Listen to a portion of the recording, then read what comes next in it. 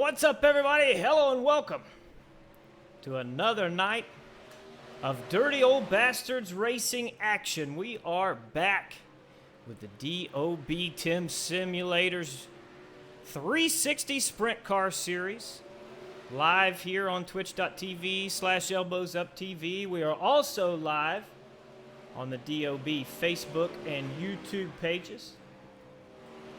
I am your host, AJ Job, also known as Public Enemy Number 1. Made contact with Corey Wenzel, and Corey crashed at Fairbury. I recommend that you call your local senators and have me removed from DOB office. It won't make him stop crying about it, but it'll make me feel better to pay my penance against my transgressions against iRacing and Twitch kind. Dawson Hess, I love you.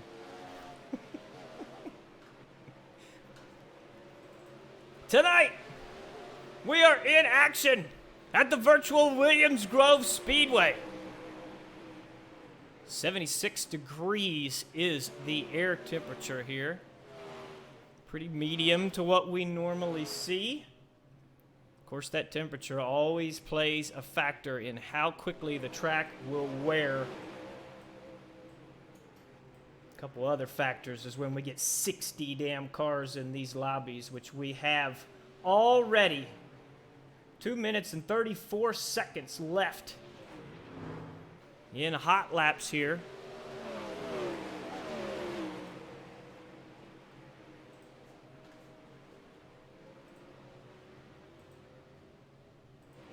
Let's talk about the championship standings. Of course, this season we have gone back to points counting towards a single championship. Last season we had a race 1 and a race 2 championship where the points were split between the two series. But this season, all points in 360 competition are rolled into one championship. And last week it was Kendall Tucker who was able to take victory, swept the evening to put 2 wins on the board and 20 points ahead of Mike Keegan, who was on the podium both times.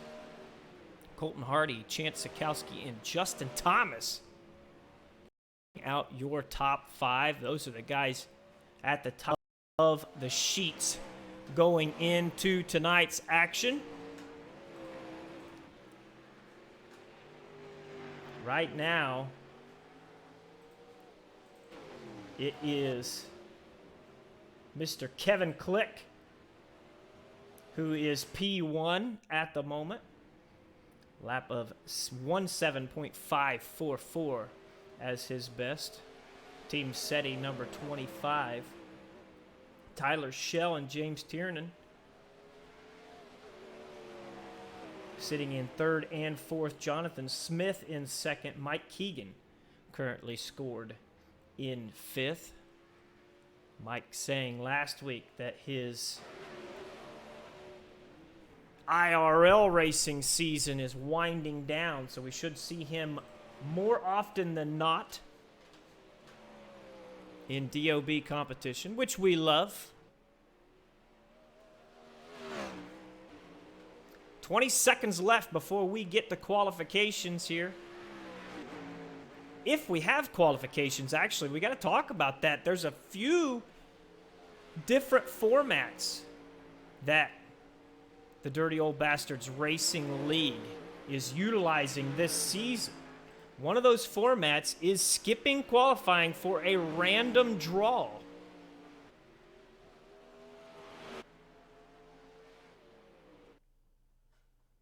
We saw that in action last week. And that random draw makes it very complicated sometimes. Looks like race number 1 here tonight is going to have a qualifying session. Let's hop here, take a look at Carter Chevalier. We talked about Carter, of course, last week. Regular in DOB competition here. first one on the track to see what kind of a lap he can produce. On the high side, slides through the slick to come off of turn 4. Provisionally P2 as Kevin Click goes 18.774. Chevalier was an 18.871. Brett Wheeler takes the top spot off of Kevin Click. Scrolling through here, James Tiernan currently showed in the 3rd position. Click will leave the track in 6th. Here's Weston Newell, who is currently 4th, 18.703. Now drops back to 6th. Weston across the line. That lap is not going to be any quicker. See if we can catch the end of Joshua Steinke's run. Looks like he is done, but Lewis Hewitt is not. P1 for Lewis Hewitt. 18.487. Driver of the 303 goes top of the timesheet. Alex Smolder still out there on track. Alex goes P6. Cameron Merriman to 2nd. Zane Scott in 3rd. Everybody still chasing Lewis Hewitt as the time runs out. Smolders goes to 4th there on his final lap, and that is it. Field is set here as we get ready for 5 heat races before our 30-lap A main feature.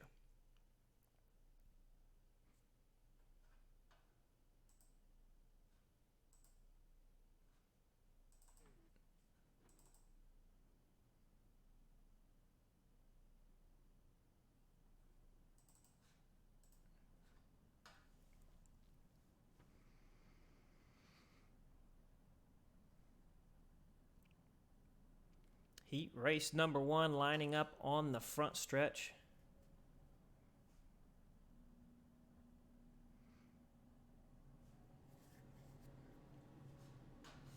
Didn't see many of the PA Posse boys in the lineup here for race number 1. It is complicated to get in these races these days. Full lobbies and such. If you don't hit the button quickly, sitting at your computer, as soon as we go live at 8:30, then you might not end up racing.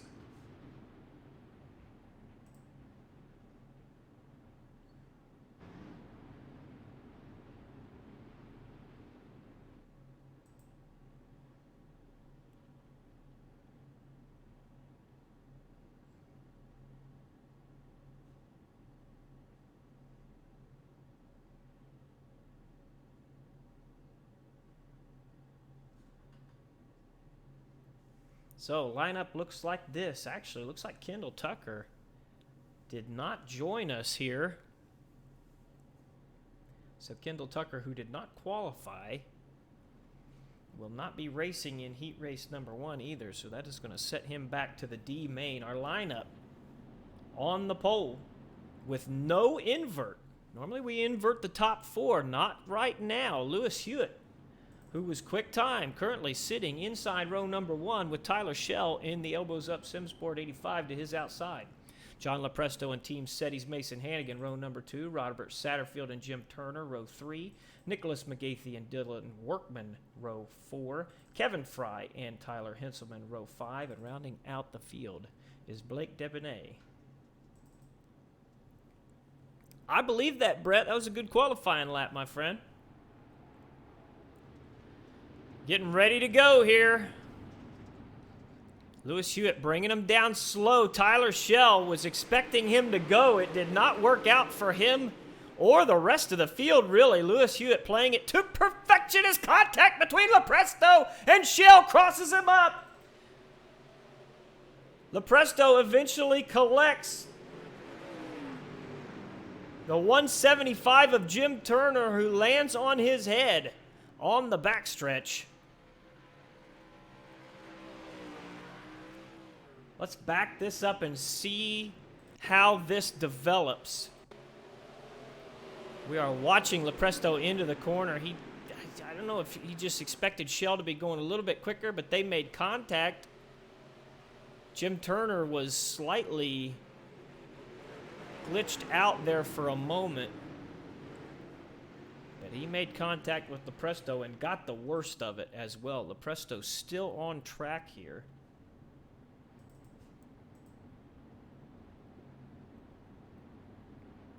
Caution laps do not count in DOB features, but they absolutely do count here in the heat races.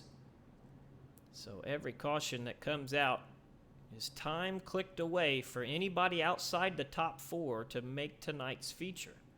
But for a guy like Lewis Hewitt, he says, have all the cautions you want, boys, because I will just sit out here and lead this race nice and comfortable.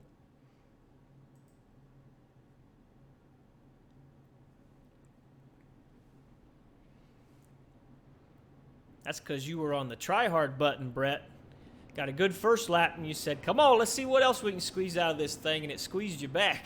Those things happen, man.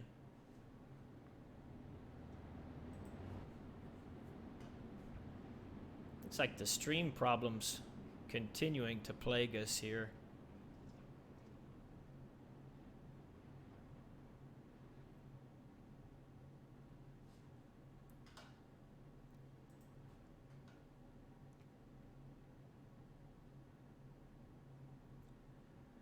So we will restart with Lewis Hewitt leading this race, Tyler Schell in second, Mason Hannigan third, and Nicholas McGathey, your top 4. Those are the 4 drivers that can advance if they hold those positions.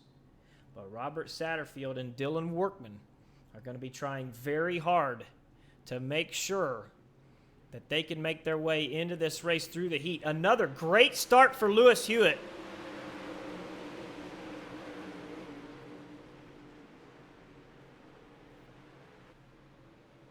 Tyler Schell able to get back around Mason Hannigan there down the backstretch. Here comes Satterfield looking to the outside. Workman there in tow. But McGathey currently has it at the moment. Yeah, it's not in great shape. We've made every adjustment that we can make. This is probably the end of the road for us, boys.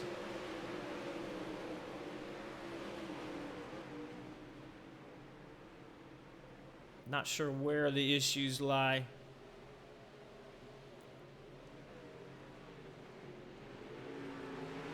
Whoa, problems for Lewis Hewitt.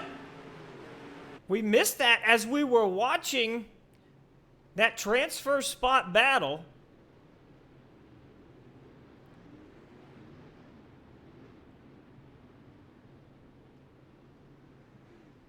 Let's back this up and see what happened here to Lewis, who is leading this race. He's got Tyler Schell there trying to take the lead away. Those 2 cars make contact. Let's back this up. I want to see the lines of these boys. Lewis is going to enter in the slick and slide down the racetrack. Not sure if Schell thought that he was going to utilize the high lane, but he absolutely did not. Tyler Schell has taken ownership of said caution, so he will drop to the rear of the field, which I'm still trying to find out if that helps Lewis Hewitt, because I am showing Lewis in 5th, so that is 1 spot out of the transfer. Mason Hannigan, McGathey, Satterfield, and Workman are the guys that will transfer through this heat race. Hewitt and Schell both missing the A main through the heat after their contact there, because this race will end under caution.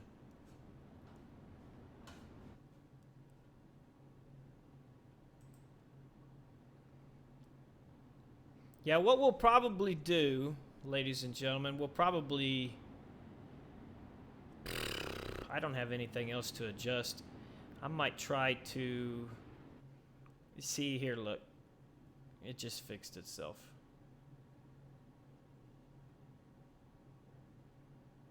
I don't know. I really don't know. I'll tell you this. I'll tell you this. Come Thursday, I'm going to find you guys a different broadcaster. Oh, we're going green. We're going to have a green-white checkered here. Mason Hannigan gonna give him green. McGathey trying to go, ended up hitting him in the back bumper. Trying to find McGathey, actually. There he is. Satterfield to the inside. Workman there. Let's see what Lewis Hewitt has. Satterfield and Workman are side by side. Third and fourth right now. Hewitt is the only guy out at the moment. Not going to happen for Lewis. McGathey, Hannigan, Workman, and Satterfield right now. The top four, but here comes Hewitt on the outside. Satterfield has what has been the preferred line, but Hewitt going to power around the outside. Satterfield sideways makes contact with Shell, who will end up in fifth position. McGathey, Hannigan, Workman, and Lewis Hewitt will transfer to tonight's A main. I think Hewitt showing a little bit of displeasure there with Tyler Shell.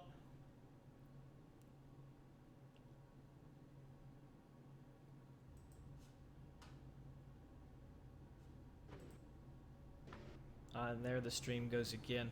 Like I was saying, what we'll probably do, we might try to restart it. I'm not sure what exactly is going on, but we will.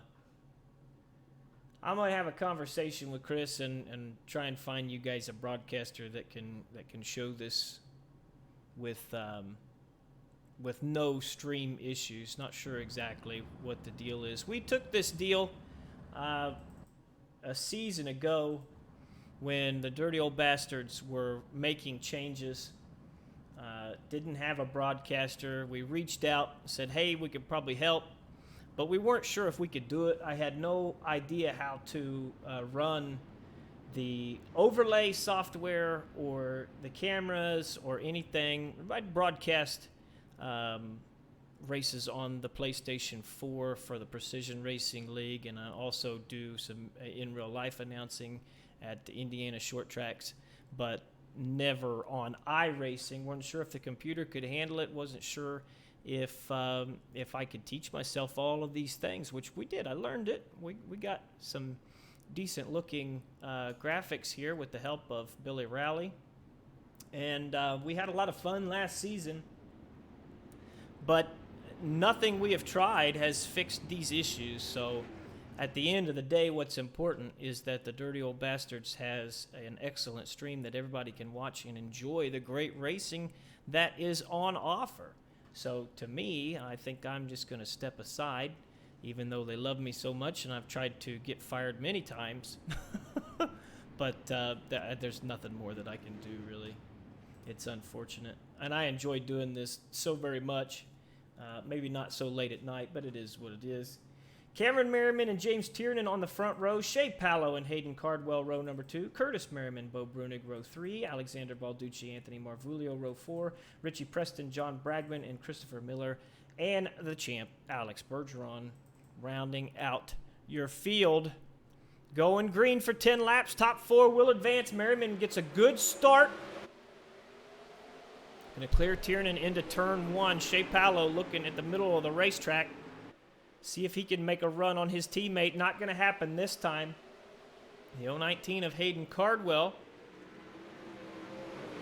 currently holding down the third position. Whoa, the 371 of Merriman. Way out of shape off of turn number 4. That's going to allow Alexander Balducci around. Showing Bo Brunig right now in the 5th place. He's stalking Shea Pallow. Going to climb to the inside of Pallow, who goes sideways in the middle of 3 and 4. One car comes to rest. The inside wall, that is Christopher Miller.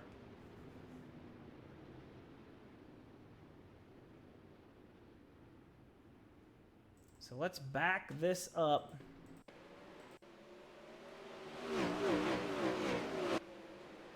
Pallow enters turn 3. Brunig up the inside, makes contact, bringing out the caution. Separate incident there for Christopher Miller. So we go yellow once more here. First time in heat race number 2. Alex Bergeron up 7 spots. It didn't take long. A matter of 2.5 laps, I believe. From 12th to 4th.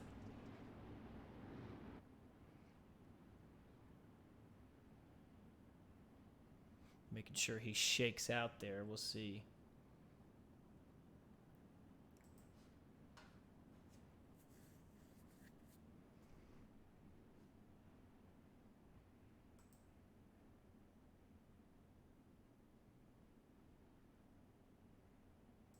Well, I'm glad we're not having issues right now. We will continue to cover things tonight and see if we can hold on to what we got.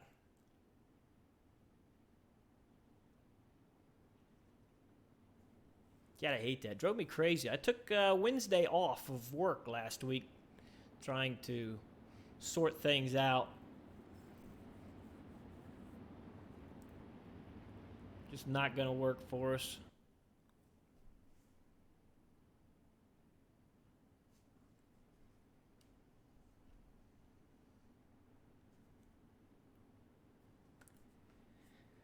So the 346 of Merriman going to lead us back to green here, working lap 6. James Tiernan on his back bumper. Cardwell and Bergeron rounding out the top 4. Bergeron is the man on the charge.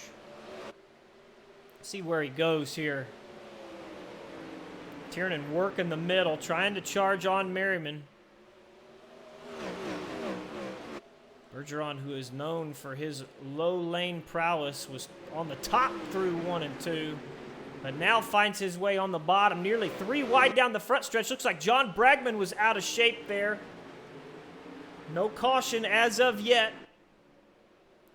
Still 3 wide here for second spot. Cardwell around the outside. Tiernan looking to make way for Bergeron, who powered his way through. Somehow didn't make contact with anybody, but it cost him. Now Balducci. Oh, Paolo into turn 1. That's going to bring out the caution. I want to get another look at this. It looked like Bergeron was off pace there in turn 1.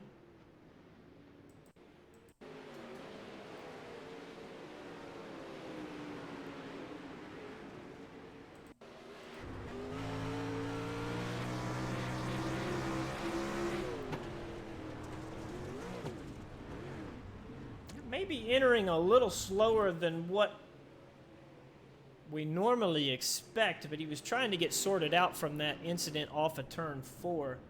Shea Paolo did not expect him to be going quite so slow and made contact there. Yeah, he said, Garrett Pepiot says, wow, it did look bad. I don't think there was any malice there, but it did look bad.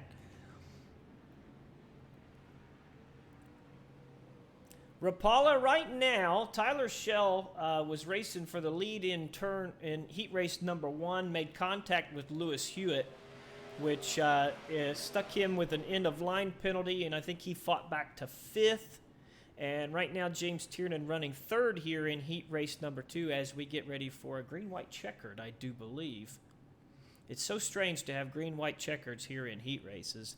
And the way that Williams Grove goes sometimes, that we might see a green-white checkered in every damn heat race, to be honest with you.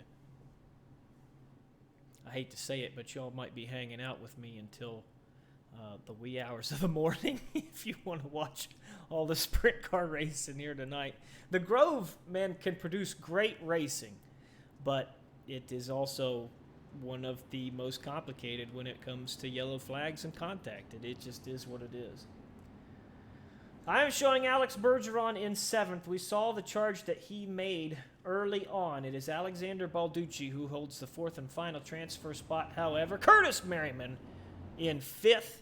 The man on the... Okay, Blake correcting me on his last name. I was giving it a French touch, which I'm guessing that's where his ancestry lies, but it is Depinet, as in fishing net. So I'm going to quit making it so fancy. I'm gonna redneckify it there, and it'll sound perfect. Thank you, sir. Merriman see James Tiernan trying to work Hayden Cardwell there. That's going to give the guys behind him a shot. Balducci side by side there for the fourth and final transfer spot with the 371 of Merriman. No, Tiernan out of fuel. Tiernan out of fuel on the backstretch. He's going to catch a couple of them out. Is he out of fuel? No, he doesn't look to be. Here is Bergeron, whose car is sideways. Looks like Tiernan's going to finish third, and Marvulio is going to finish in fourth. I want to try to back this up, and I know it's going to progress us, but let me see if I can back up into the last race, and I can't select anybody, so it doesn't matter. Okay. I wanted to see that again. Something happened to Tiernan off of turn 2 and caused all kinds of problems as Balducci and Bergeron ended up running over top of him there.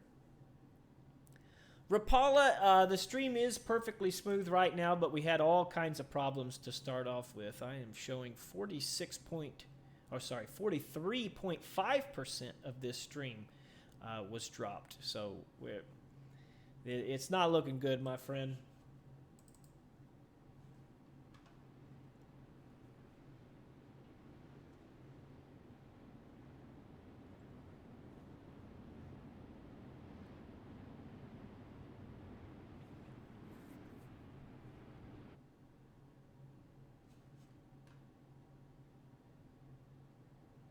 We'll have to. I turn in my letter of resignation and see if it's accepted. I think it's complicated. They love me because I'm a stark raving lunatic, and the fact that I think I'm the cheapest guy in the game. So, but that's why I'm cheap, because the shit never works. All right, good luck, Rapala. Zane Scott, Team SETI number 37, inside row number 1, sporting the Cognitive Warriors paint scheme. And he's got Black Diamond driver Joshua Steinke to his outside. Another Team SETI car, the 25C of Kevin Click, inside row number 2, with the sharp Peyton Grease. Carter Chevalier and Daniel Ziegers, row number 3. Dustin Helms and Matthew Williams, row 4. Tim Berner and Robert Schaefer, row 5. And Alex Bison and Mike Keegan, rounding out your field. Keegan, Team SETI, very fast. We're going to have to keep an eye on him from the rear. I appreciate that too much, really do. Zane Scott going to give him green here for 10 laps. Top 4 will advance. Scott bringing him down slow. Got a decent jump there on Steinke. Steinke powers into turn 1. You can see Kevin Click on the outside of Peyton Grease. Grease going to try to enter in the middle of the track and find his way through the middle of those cars. Not going to work out for him. Zane Scott way out of shape off of turn 4. Making way for Joshua Steinke, who takes control. Steinke, of course, 2 seasons ago was the 360 champion. The last time the series, oh my goodness, I saw a car flip through the screen. Matthew Williams. Let's take a look here. Off of turn 2, Williams makes contact with the outside retaining wall, and then once again in 3, Tim Berner comes into the picture. Williams takes a wild ride, and that rat bag machine will end its evening in turn 3 on what was lap 2.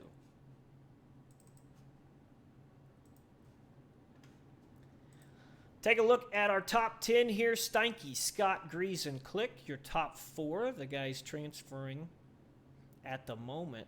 It is Daniel Ziegers, who is currently in 5th. This is a guy that we highlighted last week at Charlotte, who is a brand new DOB competitor and is actually brand new to sprint cars in general on this game. Ziegers is a road course aficionado who is picking up the sprint car game quite quickly. We'll see if he can find his way into a transfer spot. at one of the toughest tracks on the schedule here. Do you say that the quarter miles are tougher? Let me see you in chat. We got a lot of people in the Twitch chat, a lot of people in the Facebook chat. Shout it out right now. Toughest sprint car track in the game. Let me hear it. Because I know the Grove is going to be on there. I'm sure there's people that are going to mark Fairbury, Kokomo, Lima. What do you rank? You think the quarter miles are a little tougher than this bad boy right here or not? Let me know. Steinke, Scott, Grease, and Click, your top 4.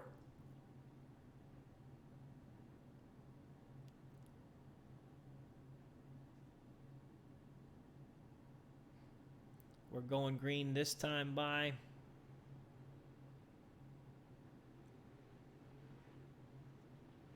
Steinke with a good start down the front stretch. Zane Scott watching him build that gap. Watching Peyton Grease try to catch. And we've got another caution. Problems for Dustin Helms, who has a really nice looking car, actually. That's a good looking paint scheme there. Let's back this up and see what happens to Mr. Helms, who was running 6th on the restart. Up the inside of Ziegers goes Helms. Yeah, caught the inside retaining wall. Looked kind of like a netcode deal, to be honest with you.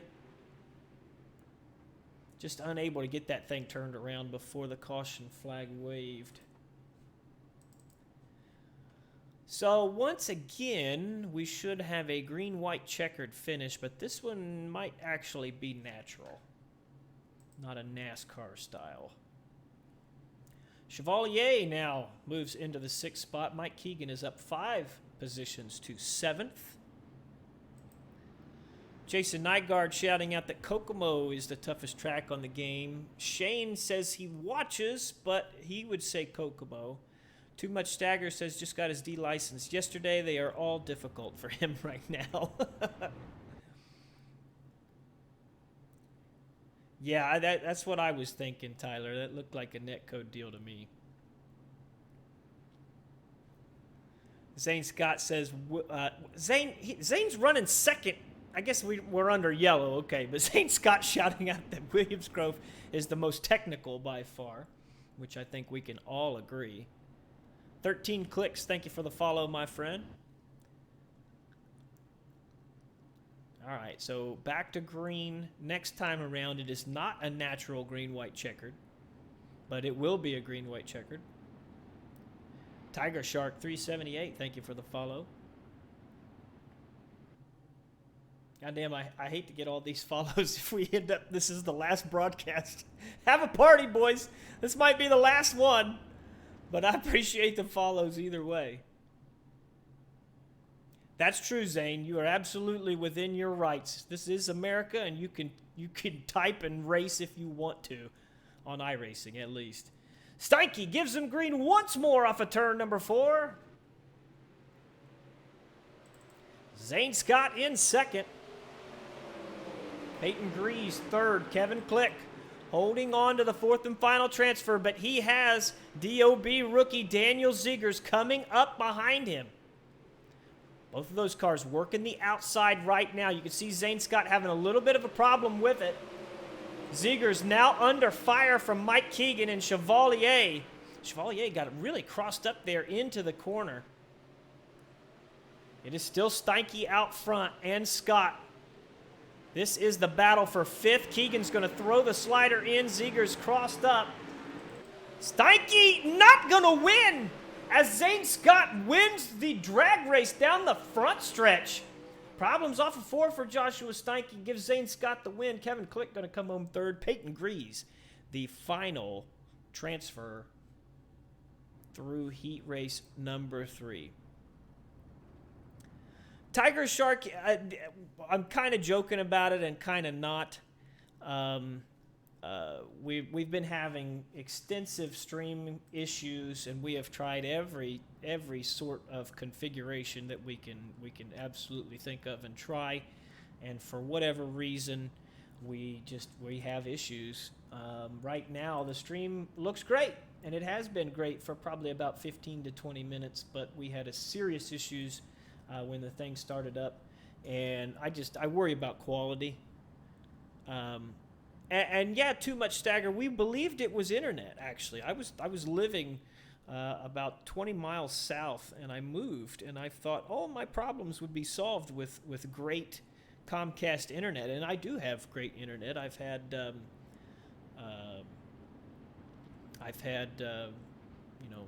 no real issues. Everybody hates Comcast. It's voted like one of the worst companies in America, but I've always had great help from them. But it's not an internet issue. And see, this is the problem. See, we get in the chat here. Tiger Shark says, looks great on my side. Shane says, stream has been good for the last 2 or 3 heat races. This is what the DOB guys tell me when I'm like, guys, you need to find somebody else to do this. I'm having all kinds of problems. They're like, no, we love you. Alex Smolders. Kinzer Sim Team number 211 starting on the pole with Team Setty's Weston Newell to the outside.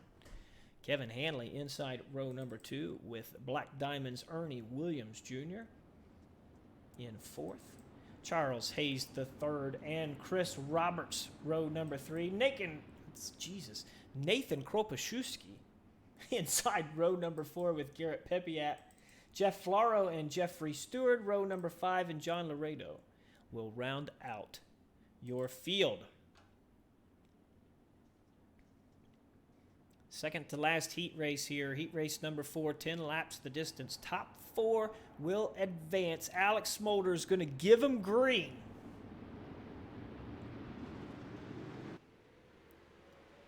Somebody disappeared there. That was Kevin Hanley. He is back. So no issues into turn number 1. Weston Newell able to settle in. Ooh, a little bit of a contact there for Newell on the entrance of turn 3. Didn't hurt him too bad, but still had to make adjustments. He's going to drop back to 4th right now as Williams comes around the outside. Hanley has a little bit of a trouble on the cushion, but he's still going to power off the corner fairly well. Right now, Chris Roberts is the man on the charge. Roberts had a really good run at Williams Grove the last time we were here. Trying to have another good one here tonight. We do have a race for the lead right now. Kevin Hanley working the bottom, trying to find something here on Alex Smolders, who had a little bit of an issue off of turn number 4 on the last lap. Looks like the top is the place to be if you don't hop off of it. Let's go on board with a master.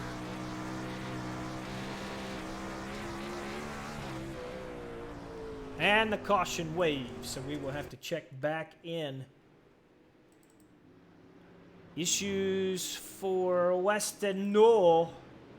Let's back it up and see what happens. Weston down into turn number 1, gets caught by the 015 of Charles Hayes. That car turns around. He tries to stay out of everybody's way and then rejoins the competition there off of turn 2.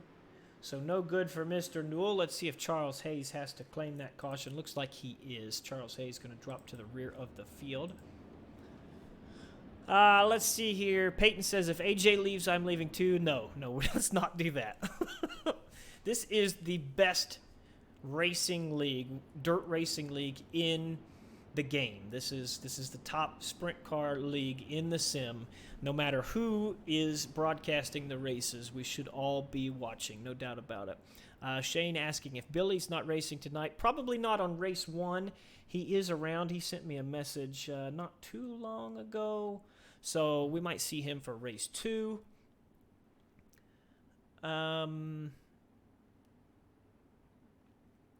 Chief Butts says, look for Realtek Internet in your downloads and uninstall it, or a NetGenie.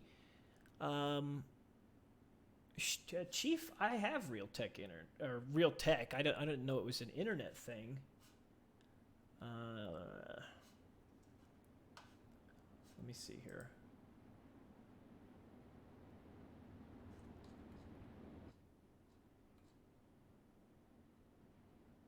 I absolutely have it. I'll have to look at it. So Chief's saying that Realtek Internet caused a similar stream problem for him. So we're going to check in on that. Sprint car does cost money, but you get 3 sprint cars when you buy it. Tiger Shark, you get the 305, 360, and 410. Wilbur, actually, I used to run my own modem and router on Comcast, and I had a huge issue with buffer bloat, actually. And their modems are perfect on buffer bloat. I don't know if that's just something that is in the area that I'm at, but that was the thing. Alex Smolders gives the screen once more, working lap 8 of this race.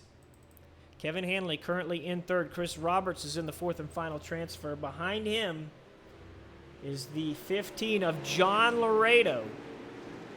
Laredo really close to that inside retaining wall through 3 and 4. Let's give a shout out to Jeffrey Stewart, who is climbing his way from the rear of this field. He's got 2 more spots that he's going to have to come up with if he wants an automatic berth into tonight's A main.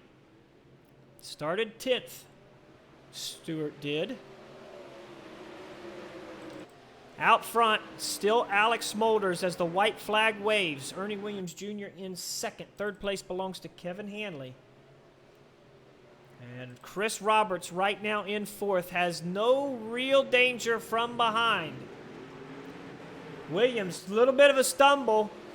Hanley does not quite get him on the drag race to the line. Alex Smolders is going to win. Ernie Williams Jr. second, Kevin Hanley third, and Chris Roberts in fourth. Tiger Shark, it is very likely, what, $11.95 is for the sprint car, isn't it? There's only 2 prices on iRacing. It's $11.95 or $14.95. I think $14.95 is reserved for tracks. Big tracks, that is. Yeah, $11.95 for the various machines that we race on.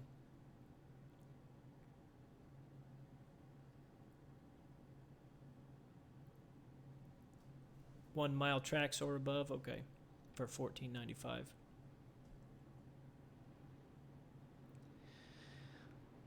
Fifth and final heat race, rolling now.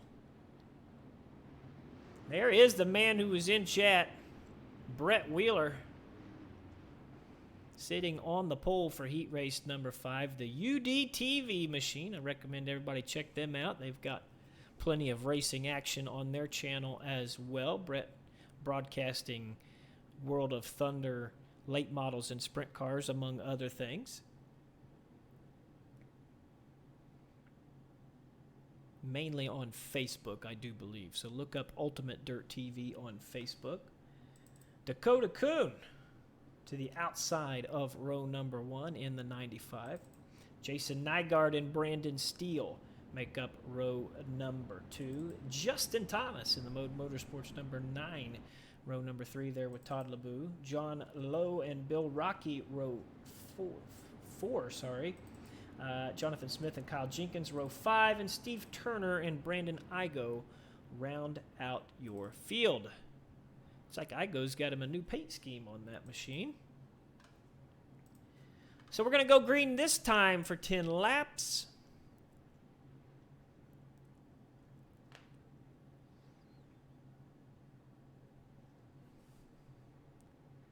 Brett Wheeler going to lead him down. Track is really slicking off, so it's being very complicated for these guys. Good start for Wheeler. I don't think he caught Dakota Kuhn napping, but Kuhn did not have the grip that Wheeler did on the bottom. Nygaard in the Alex Bergeron Racing number 22, trying to find his way up the inside. Problems for John Lowe, who is punted up the racetrack. Does not the car that brings out the caution. That belongs to Bill Rocky, who was parked to the inside of turns 3 and 4.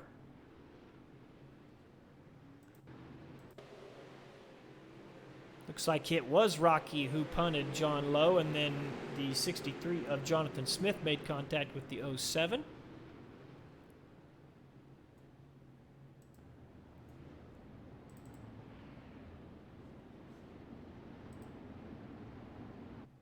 They say cautions breed cautions.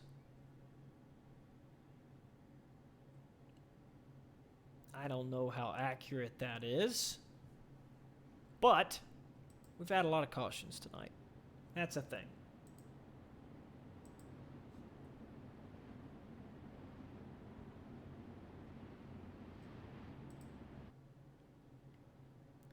Right now, Nygaard holding on to that fourth and final transfer. Justin Thomas, the odd man out at the moment, will be a single file restart.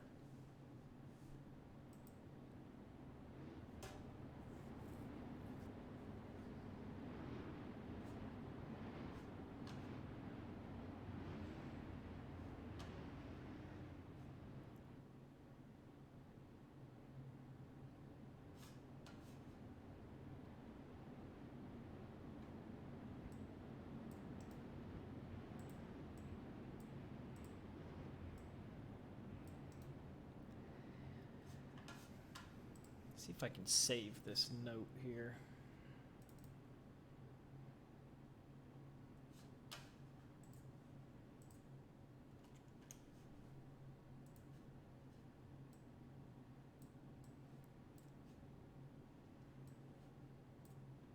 I can't.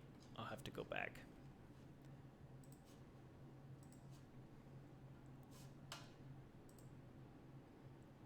Pace truck leaving the racing surface to Brett Wheeler, who's going to give him green off of turn number 4 once more. Another good start for Wheeler.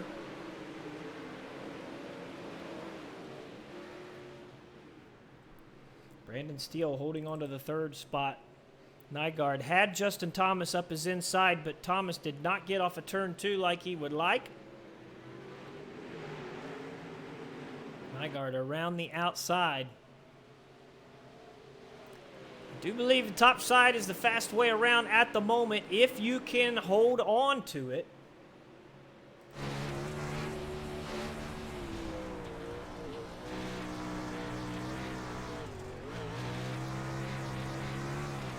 This is how complicated it is as we ride along with Jason Nygaard. Cushion pretty comfy through 1 and 2, but when you get to 3 and 4, listen to what he has to do.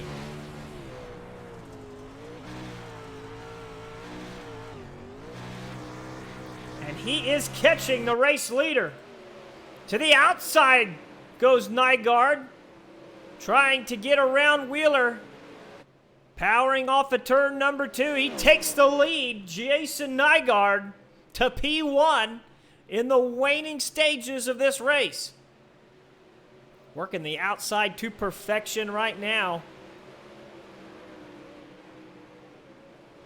2 laps left in this race. Let's check on the fourth and final transfer spot currently held by Brandon Steele. Justin Thomas is trying to catch him. Steele into the retaining wall. Entering turn 3. It's going to cost him some time. Hopefully he doesn't have too much damage. White flag is out for Nygaard. Couple corners left and he can take this victory home. We are watching Brandon Steele trying to hold on to that final transfer spot. Nygaard off of turn 4 has Wheeler on his inside. He's going to win heat race number 5. Dakota Kuhn will finish 3rd and Brandon Steele coming home in 4th. Justin Thomas will have to go to tonight's B main, where he will start 5th. Tyler Weston always has a lot of tough luck. That is kind of Weston's thing. He and Billy are very similar in that manner. I think some of that luck rubbed off on me recently. Made an effort to try and race more in officials here recently, and I've been just getting run over top of. But these things happen. Head flagman here. Wonder if those are the real names. Surely they are. Of past flagmen at the Williams Grove Speedway. This is the kind of detail you get with iRacing, ladies and gentlemen.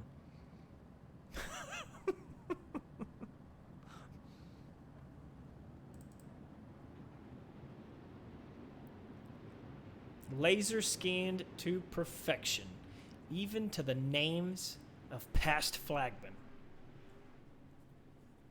If it was me, I would have put that sign there, but I would made the names all inappropriate. They would be like, like Seymour Butts type thing. Yep. Little Easter egg plugged in there. But then again, that would be disrespectful to the flagman, which a Williams Grove flagman, listen, it doesn't even have to be Williams Grove. You got to have, you got to have a set to drive these cars, but you got to have a set to be in the damn flag stand too. There's no doubt about it. When one of these things comes flipping down the front stretch, banging off of that damn flag stand,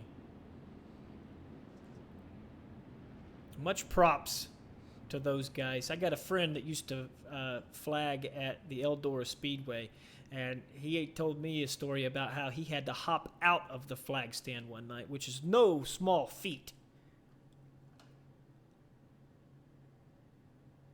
But you either take a sprint car to the face or you break your ankle, one of the two. I'll take the broken ankle, to be honest with you. Bill Rocky and Tyler Hensman, Bo Brunig, Dustin Helms, Nathan Kropaszewski, Kyle Jenkins, Jim Turner, Shea Paulo, Tim Berner, Steve Turner, Kendall Tucker, Christopher Miller, and Jonathan Smith. Let's watch Tucker from the rear of this field. Technically not the rear, more like the middle because of all the guys that didn't make the call. No Garrett Pepiat, Matthew Williams, or Randy Rockwell. Bill Rocky out front. It is Tyler Henselman right now. Bo Brunig contact there. And Kendall Tucker is caught up.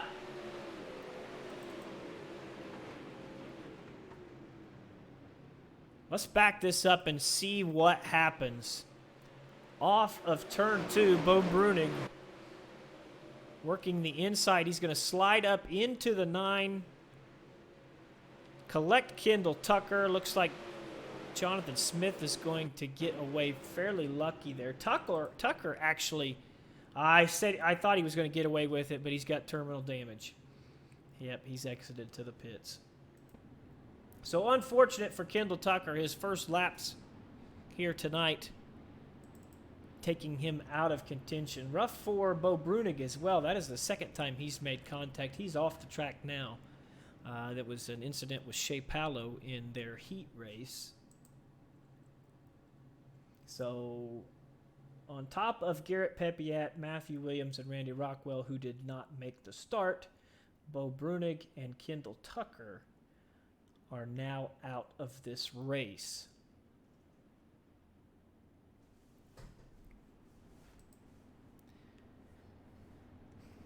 Shea Paulo currently in third here. Was having VR issues last week. There was something with the iRacing update or a Windows update that caused a lot of problems for iRacing users who were using VR, and Shea fought it and fought it and fought it and was just about to give up, but found the fix for it earlier this week. So actually, if you are out there having any sort of issues with your VR in the newest iRacing build, you might get in contact with Mr. Shea Paulo to see what he did to fix that issue. I'm sure he will be glad to help. Bill Rocky and Tyler Henselman, your top two. Kyle Jenkins, the fourth and final transfer spot. Nathan Kropaszewski looking to find his way in. Shea Paulo with a good jump to the outside of Henselman there. He's going to take away that top line, which was preferred. I don't know if you guys noticed, but this track was reset before the D main. So we watered this bad boy, and these guys have a lot of traction out here to play with. I wonder if they expected that or not. Obviously, some serious setup changes would be asked for with that adjustment. And you know, if they didn't have time to get those adjustments made. We had an issue at the rear of the field. I'm trying to see who that was. Jim Turner is off the track. I think it was Dustin Helms was the guy who spun off of turn 4 there. We got a race for the lead. Shea Paulo to the inside of Bill Rocky. Rocky protects that inside and holds on to the top spot. That knocks Paulo back a little bit into the clutches of Tyler Henselman. But Paulo once more making a charge on the race leader. 2 laps left in this race. Let's take a look at Kyle Jenkins, who owns the 4th and final transfer position. Behind him is a battle between Tim Berner in the 19 and Nathan Kropaszewski.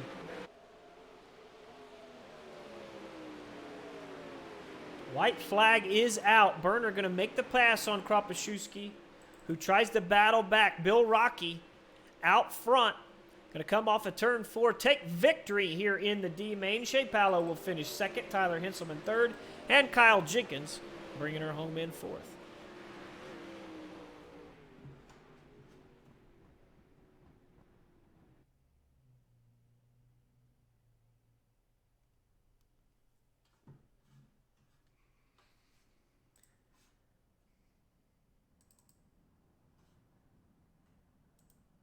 It is now time for our C main, where the top 4 will once more advance to the next race. This time it is 12 laps for these guys to do battle.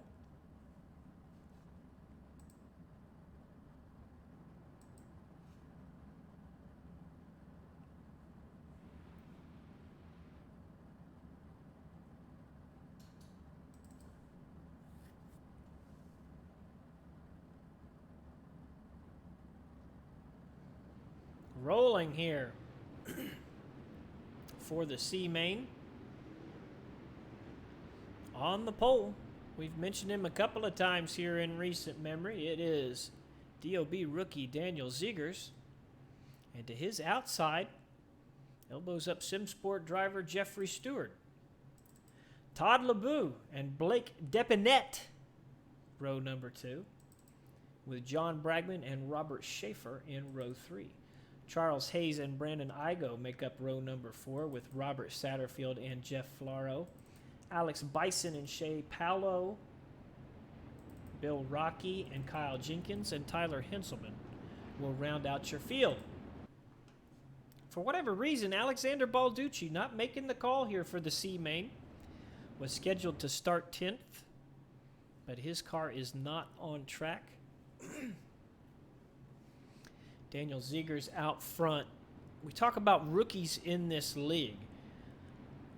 The most complicated thing for a rookie when they come to the Dirty Old Bastards Racing League is when these tracks get super slick. Normally, or what we are used to in the DOB, is the admins never resetting the track, which means they continue to get slick throughout the night, which is not something that you see in official lobbies. And quite frankly, with these 60-car lobbies, that's just more than what you normally see, or slicker than you normally see. So Zegers, in this case, has a little bit of an advantage because the track was reworked. Out front goes Zegers. Jeffrey Stewart able to hold on to the 2nd position. Contact between Todd LeBeau and another machine, and LeBeau crossways down into turn number 3. Lots of contact for those guys. Brandon Igo ending up upside down there in between 3 and 4. This crash starts out of turn 2. Let's back it up and see what happens. LeBeau to the inside, to slide up the racetrack and make contact with Blake Depinet down the back straightaway before coming back across the track. I think that was Alex Bison he made contact with, and as we said, Brandon Igo was unfortunately caught up in the entire deal. LeBeau off track. That is the 30 of Robert Schaefer, who has also made his way into the pit lane. So we are dropping like flies out here. Add them to Igo and Balducci, who are already out of this race.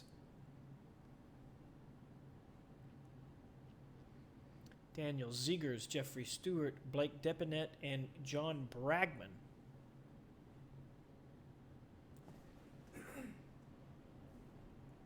Your top four. Hayes, Flaro, and Paolo still trying to make their way into this show. Paolo up 7 spots.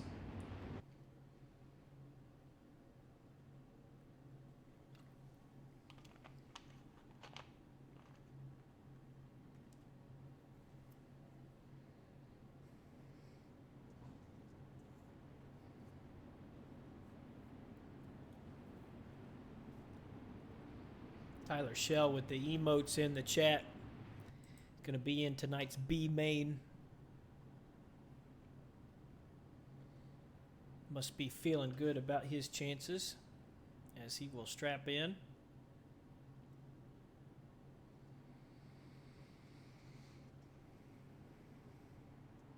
Bragman has made his way into the transfer positions. We'll see if he can stay there. Daniel Zegers going to give him green off of turn number 4.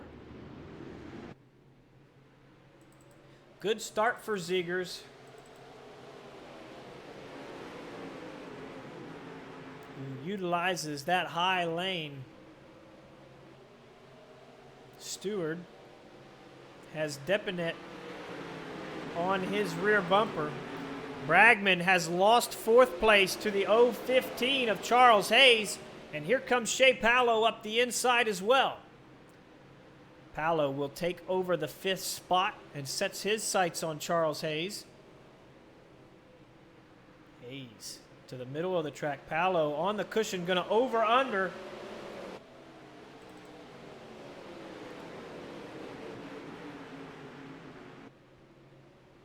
Leaving room for Hayes. They drag race down the backstretch.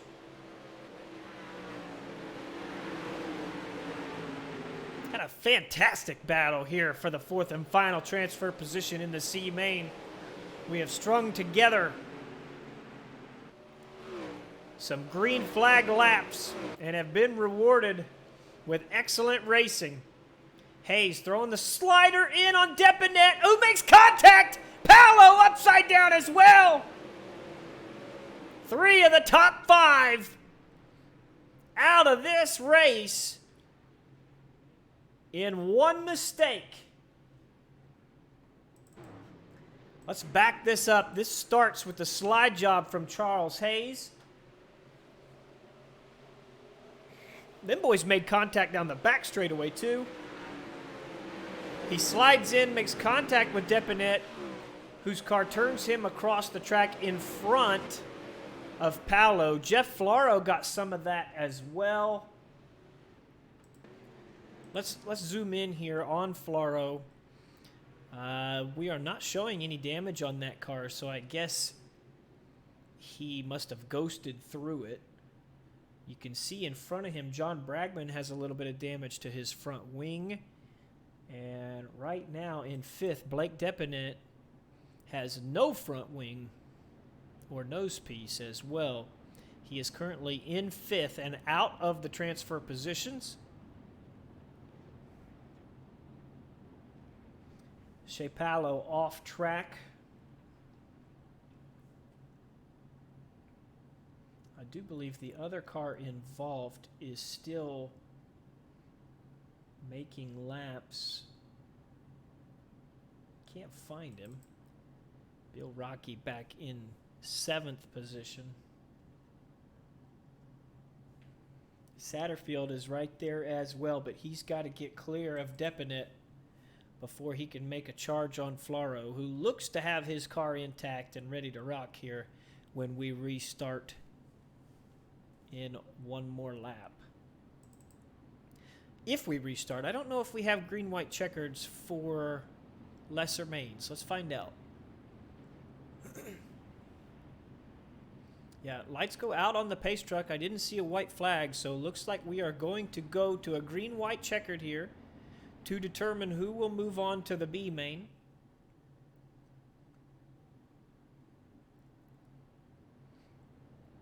We are an hour deep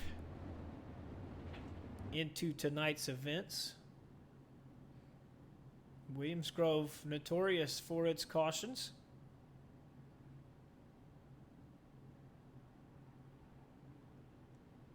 We are back to green here.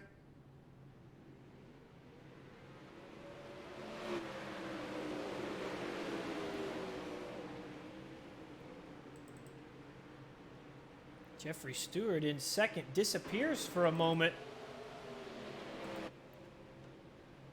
He is back. There is Stewart right there chasing.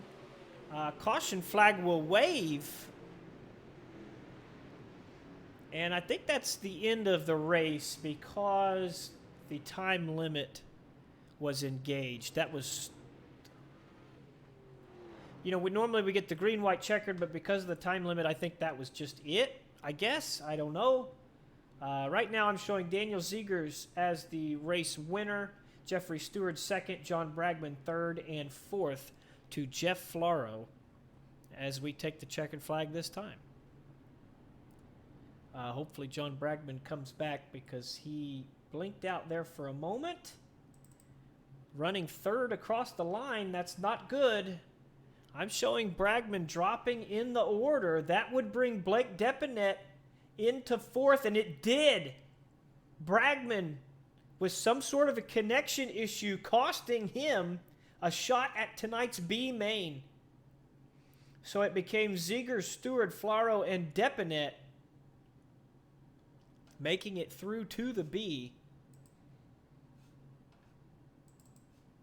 Of course, a little bit of late race drama there to switch it up for us.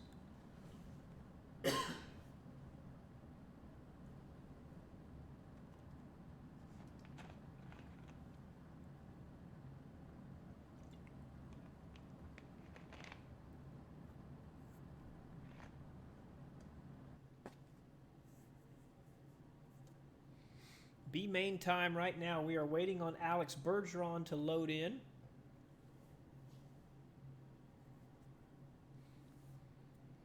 We'll start to roll here momentarily. See all cars on track for tonight's B main. On the pole in the Elbows Up Sim Sport number 85, it is Tyler Schell. And to his outside, in the 16, it is the reigning, defending, undisputed, universal World of Outlaws iRacing champion, Alex Bergeron. Row number 2 made up of Carter Chevalier and John Laredo. Justin Thomas and Kevin Fry, row 3. Richie Preston, Mike Keegan, row 4. Weston Newell, John Lowe, row 5. John LaPresto, Curtis Merriman, Daniel Zegers, Jeffrey Stewart, and Jeff Floro, and Blake Depinet rounding out your field.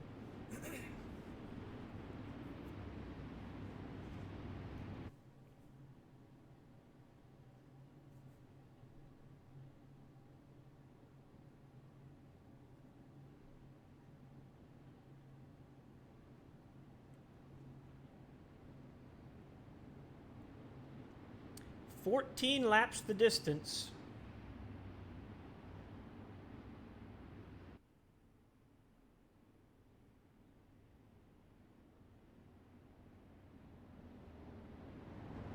Top 4 will advance.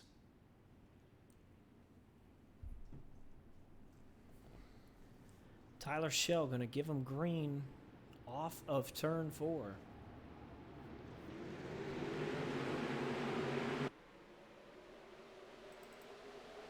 Bergeron settles into second and makes a move to the bottom of the racetrack, holding firm. Caution flag will wave. Looks like an issue for Kevin Fry, who is missing his front wing. And he is mad at somebody. Or maybe just getting his position back. I'm not sure. Let's back this up, see what happens.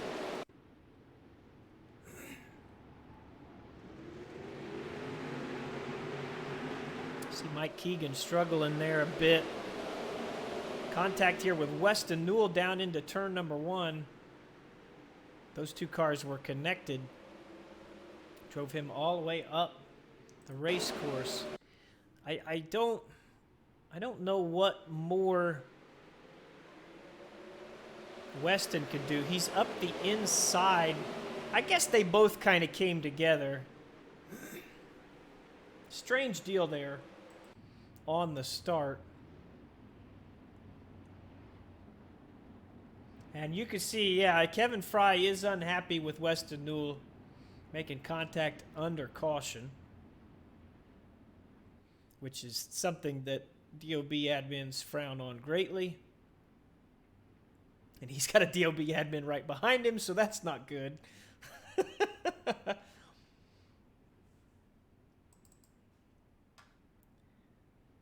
So we're going to see here. We're showing Tyler Schell in second place. So as the caution flag flew, Bergeron must have been leading, which I don't remember personally, but these things happen. Chevalier right now in the fourth and final transfer. Justin Thomas right there behind him.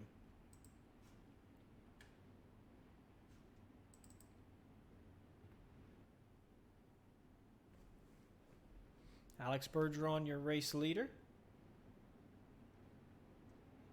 We'll give him green off of turn number 4.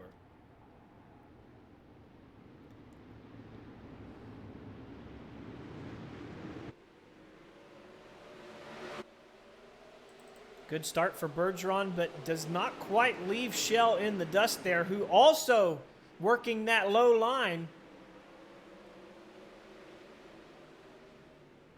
Schell saw how well it worked for Bergeron there and went to it as well. Another caution will wave here,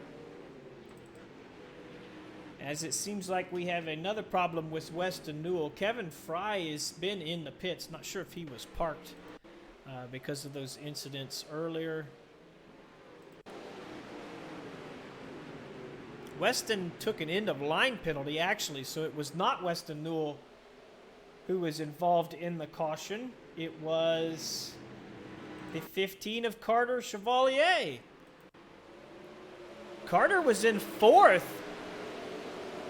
Went to the top side of the track. Justin Thomas put the slide job in. Carter was unable to adjust.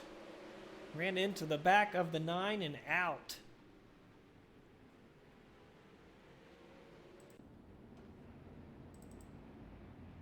So, Williams Grove continuing to claim more and more of our racers here tonight.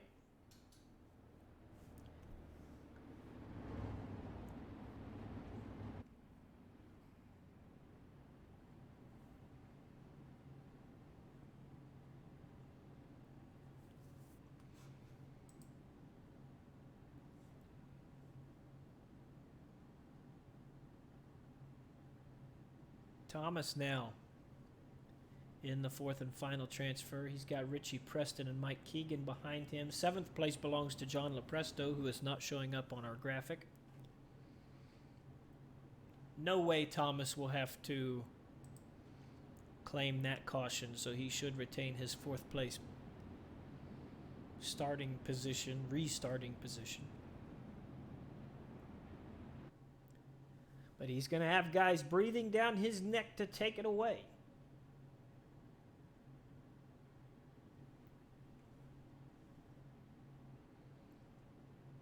Going green here, working lap 9. Alex Bergeron, your race leader, Tyler Schell. Yeah, we were thinking the same thing, Weston.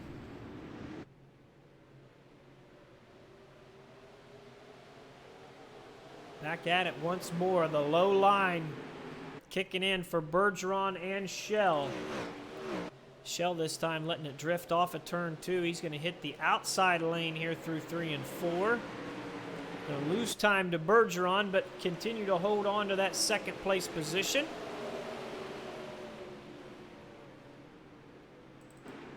Justin Thomas to the outside of John Laredo, puts Laredo into the 4th spot.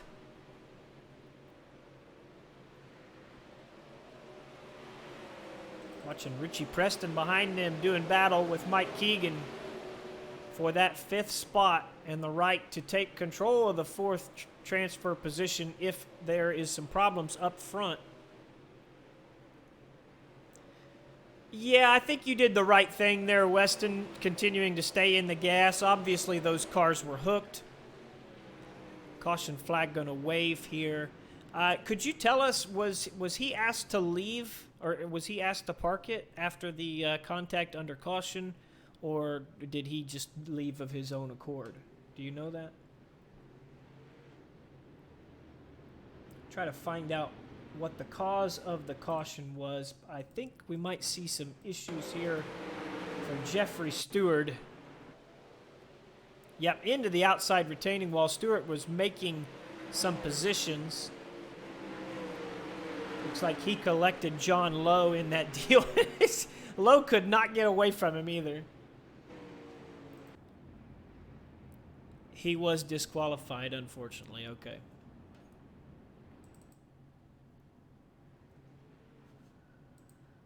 We should get another green-white checkered finish unless we run into a time limit here for the B main. Gaming with Greasy saying he sees Mike Keegan out there. Saw him at Fremont on Saturday. Yep. Keegan was a regular with DOB. At least definitely is a regular when racing season is out. He was on the podium twice last week, actually.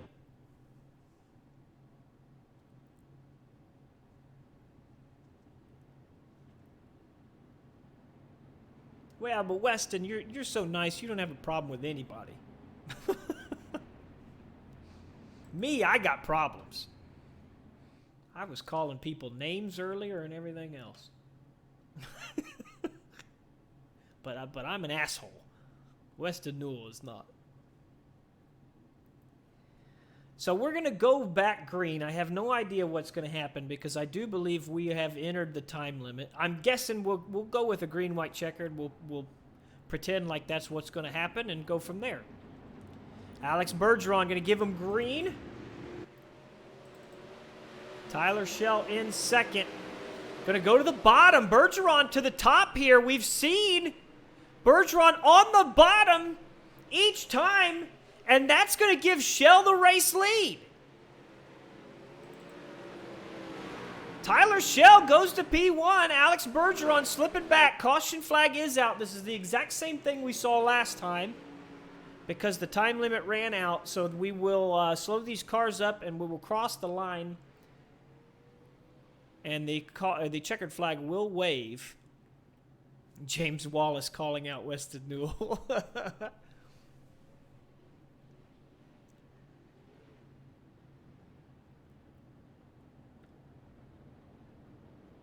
Yeah, gaming with Greasy, I think the only barrier to entry on the DOB is age. I think you have to be 18 years of age now.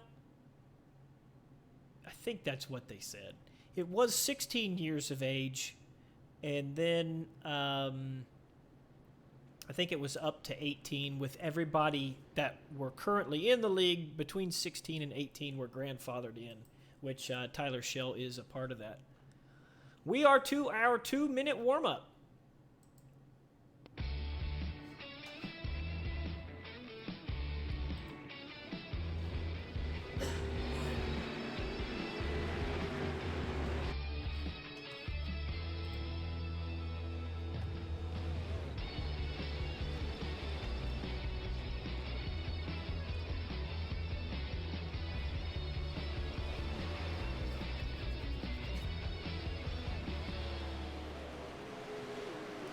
Ladies and gentlemen, Wicked Relief Gum is your daily dose of CBD in the form of a chew. Each piece is 10 milligrams of CBD and absorbs 5 times faster than other products.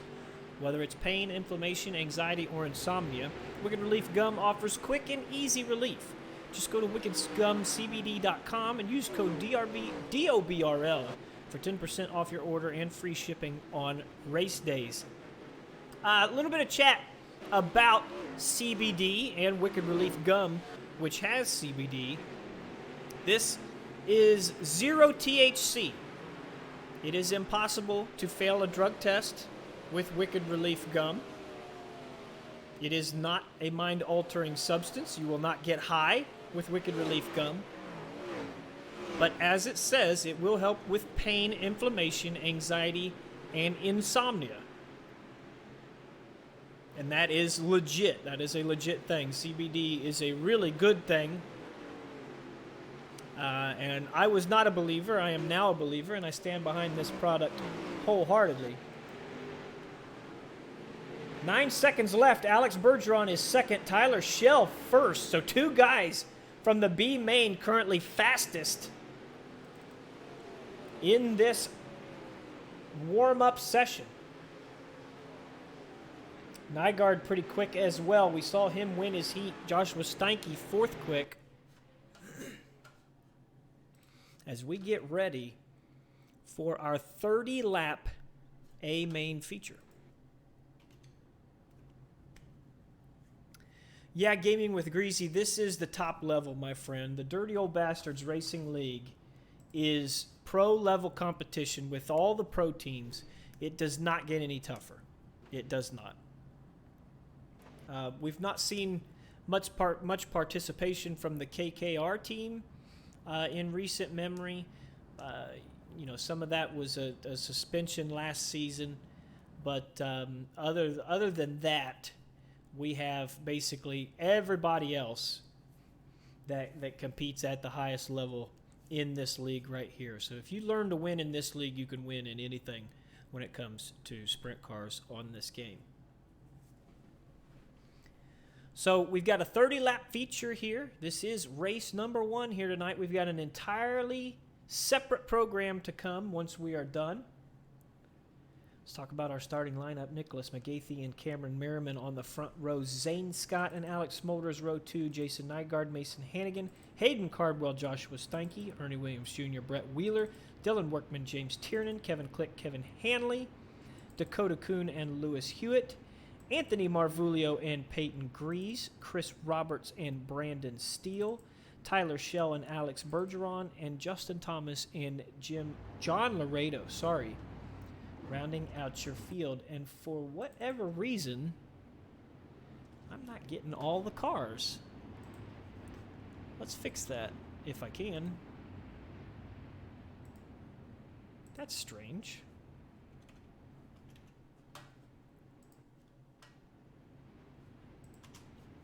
Well, be damned if we put up with that crap. Brandon Steele unable to make the call here for this race. 30 laps at Williams Grove. We've had a lot of craziness so far. It will not change here. It looks like the track has been reworked again, which should be good for caution flags. We'll see. It is a little slick going into turn 3, though. Maybe I spoke too soon. Either way, we're going to have a fantastic race here. Race 1 going to kick off with Nicholas McGathey off of turn number 4. McGathey gave him green. A little bit of contact there with Zane Scott. I thought we were in for an issue right off the bat. Merriman to the inside of McGathey. Going to try to take that position, but he is sideways. Gives way for Alex Smolders, and Zane Scott goes to the outside as these drivers fan their way down the backstretch. See Cardwell to the inside trying to get around Nygaard. Alex Bergeron at the very bottom side of the racetrack making his way forward. He is already up to 17th. Let's back it up here. Mason Hannigan in the Team SETI machine making his way forward. Looked like Brett Wheeler made contact with the inside retaining wall. Not sure if he had help from Tiernan or not. Tiernan is coming forward as well. He's going to make contact with Hayden Cardwell, though, which I cannot find. There we go. That's going to shoot James Tiernan down the order just a little bit. Cardwell's back on the high side. Saw a little bit of contact back there between Justin Thomas and Peyton Grease. Looks like Peyton has finally got that car straightened out. No caution. Tyler Schell, who won the B main, right now following Alex Bergeron. They were 3 wide going into turn 3 there. Oh, we got an issue with McGathey! and Merriman. Cardwell in it as well. Those were your leaders. Let's back this up, see what happens.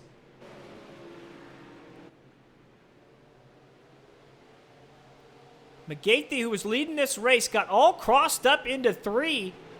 Actually, he was second in the race. Smolders had gotten around him. And you see it develop. And Merriman, what happened to Merriman? Okay, Merriman's rear end broke. That contact with McGathey broke Merriman's rear end, which shot him directly into the wall. Hayden Cardwell as well. Let's check in. He's just going to come into play, make contact with the rear of the 91 of Williams. Looks like his evening is done as well. So the complexion of this race changes immensely. This is an awesome shot. I really, really like this. And it's a complete and total accident. As I said, the complexion of this race changes immensely as we lose 3 drivers out of our top 5. As we said, Smolders took the race lead before that incident. Zane Scott now in second, Jason Nygaard in third, Steinke in fourth, and Mason Hannigan in fifth. Lewis Hewitt, who had an issue with Tyler Schell in his heat race, is up 10 spots. Hewitt started 16th, now running 6th. Bergeron up 13 spots as well. So that Aussie contingent coming forward with Lewis Hewitt. We're going to go green once more here, working lap 8. Lap 33 is our white flag lap. Alex Smolders going to give him green. Smolders caught Zane Scott out there, brought him down slow, got a really good jump. Scott, Nygaard, and Steinke going to settle in on the outside. It's bringing Lewis Hewitt and Mason Hannigan with him. James Tiernan was the first guy to hit the bottom. It didn't work out for him. Now working the middle. Brett Wheeler and Bergeron right there behind him. Ernie Williams Jr. trying to climb back forward. You can see those bends in his back bumper there. That whole car is a little bent up, but it's not stopping his performance at the moment. But Tyler Schell and Brett Wheeler come together. I'm trying to find Dylan Workman, who was caught up in that incident. Marvulio said he got a meatball for no reason. He is off track, as is Peyton Grease. Caution flag is out. Let's back this up and see what happens here. Wheeler gets a little crossed up, but he gets a good run off of 4. I don't think Schell thought he was going to be there. Those 2 cars came together, which shot Wheeler across the track in front of Workman. And Workman just got the worst of it, period. As you can see, the for sale sign on that car, because Workman has had a run of bad luck in these things, and that is bad luck right there. No way around it. 605-475-6962 is the number that you need to call for Dylan Workman's machine. Please, somebody call that number and see what it connects to. Yeah, we were just talking about that, Jim.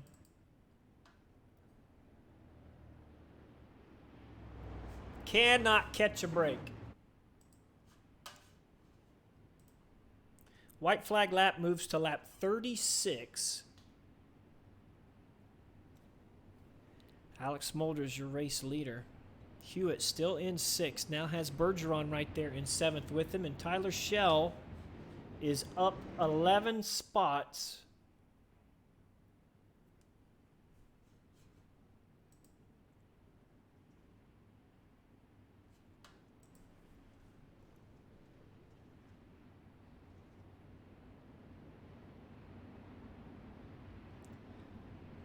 Balducci says, let's see if Tiernan forgets what lap he is on again.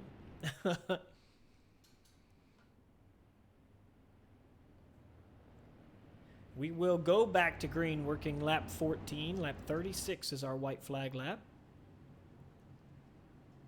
It has been a marathon here in race number 1. That is not altogether unexpected when we deal with Williams Grove. Back to green we go. Another great start for Smolders.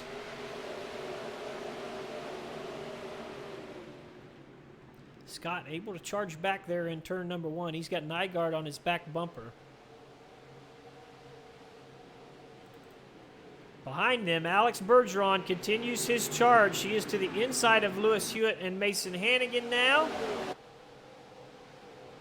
He is hooking that bottom like no other. Steinke is trying to preserve that position, but he's going to have to give way. Alex Smolders, who was the leader in this race, had a slip. Zane Scott has since taken the lead, and now Bergeron up the inside of Smolders as well. And Smolders disappears completely off the racetrack. Might be part of the issue there, some sort of connection deal.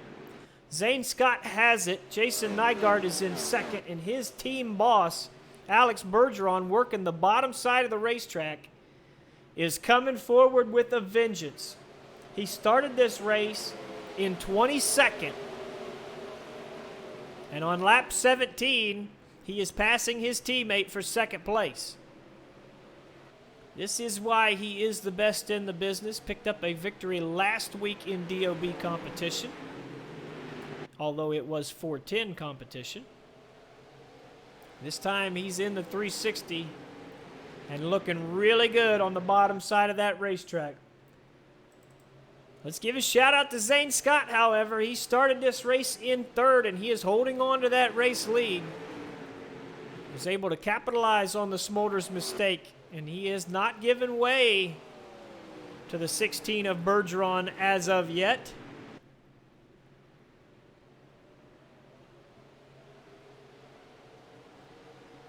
Let's go back in the field a little bit. I hate to leave the race for the lead, and I won't now because they're side by side down into turn number 1. Alex Bergeron up the inside. Zane Scott trying to hold on to the race lead off of turn 2. He can't do it. Alex Bergeron from 22nd to the race lead after 20 laps. He is the man when it comes to sprint car competition on this game. And to be the man, you have to beat the man, which is Zane Scott's duty at the moment. But as you can see, that is easier said than done. Now we will go back in the field here. Let's connect with James Tiernan, who is battling with Mason Hannigan and Tyler Schell for what is the 6th position. Justin Thomas is right in the thick of that battle as well. We just saw Kevin Click make contact with the outside retaining wall down the backstretch. He has been able to continue on. Tiernan around Hannigan, Schell as well. Hannigan going to go to the high side of the racetrack. You can see Lewis Hewitt right in front of those boys, now running in the top 5.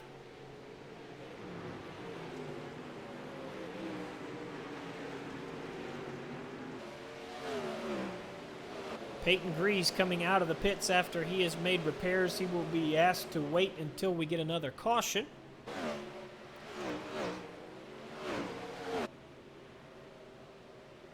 Ooh, problems for Lewis Hewitt, who has made his way into the pits from 5th spot.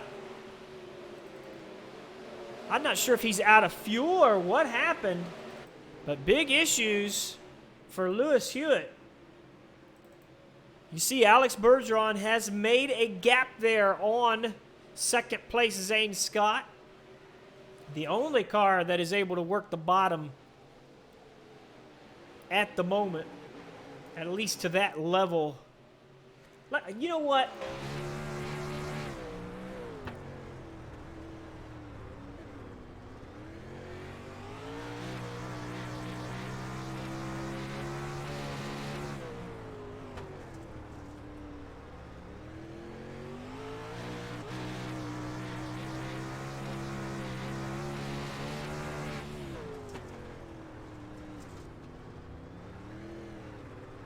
Jesus.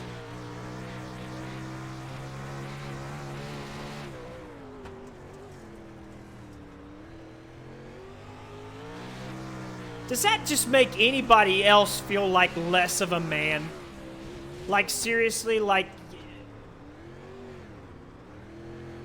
the amount of skill being shown here to hook the bottom like he's doing it.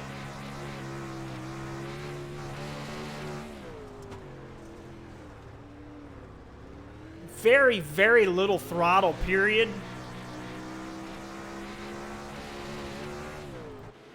I mean, it just, you go on there, that is like,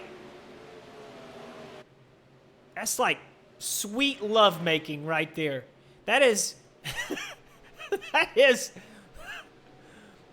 I feel like when I am in the car on the bottom at Williams Grove, I am a teenage boy just jamming it in there, and Alex Bergeron is a well-experienced, well-endowed man making sweet love to the bottom side of this racetrack. That is absolute perfection, and you can see why he's leading this race.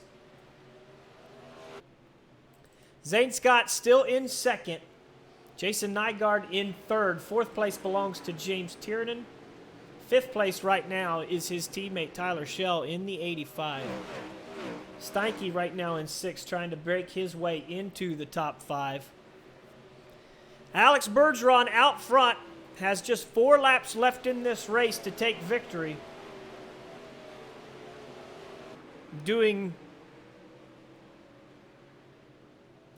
Just putting everybody to shame, to be honest with you. I don't know how else to put it.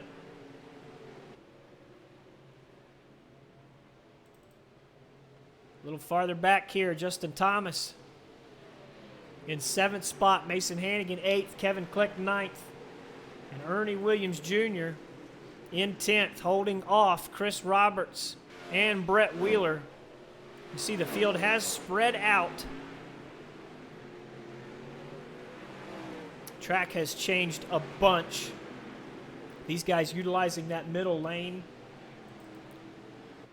Tiernan now being shown in 3rd spot. He has got around Nygaard and is now working on Zane Scott. That 98 car coming forward. White flag is out. Alex Bergeron, who has a significant advantage over second place, looking to 2 more corners to bring it around and find victory in the DOB Tim Sims Dirt Track Simulators 360 Sprint Car Series at Williams Grove. James Tiernan comes to finish second. Zane Scott in third, Jason Nygaard in fourth, and Tyler Schell brings it home in fifth.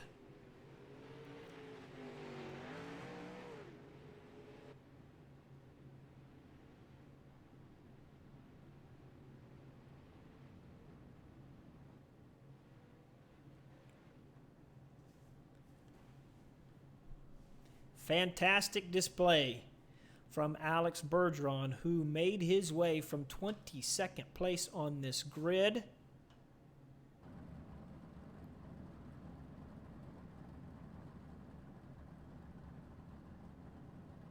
James Tiernan comes home in second, who was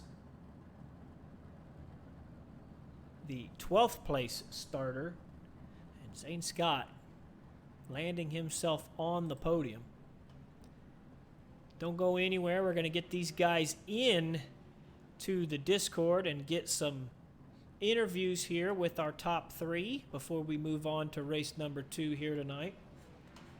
We've not had any stream issues for a good long while, so I'll be damned if I stop the stream. It is going to continue.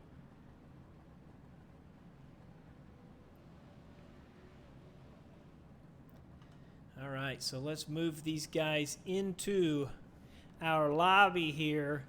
And we have the race winner on board with us, Alex Bergeron. Second time we've had a chance to talk to you here in recent weeks. And this time from 22nd place, you charge your way to the front of this field. And I got to be honest with you, we were riding on board with you there for a moment after you took the race lead.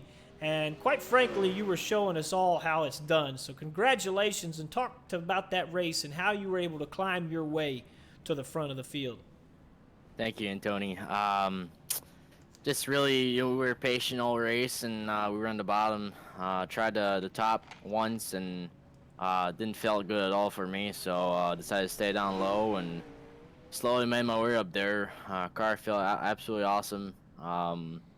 Me and Jason worked pretty hard before this race tonight, and about 20 minutes to get this thing ready. And it felt pretty awesome. I gotta thank him for getting this car all set up, and congrats to him for fourth place run there. He was running top 3 all race, and he ran an absolutely awesome race him too. So Now, making that climb from 22nd had to be nothing short of wild, considering the amount of cautions that we saw throughout the night. Not so many cautions here in the feature, but obviously Williams Grove is a complicated place to make passes and not end up with some amount of contact as well. But you were able to keep that car pretty clean.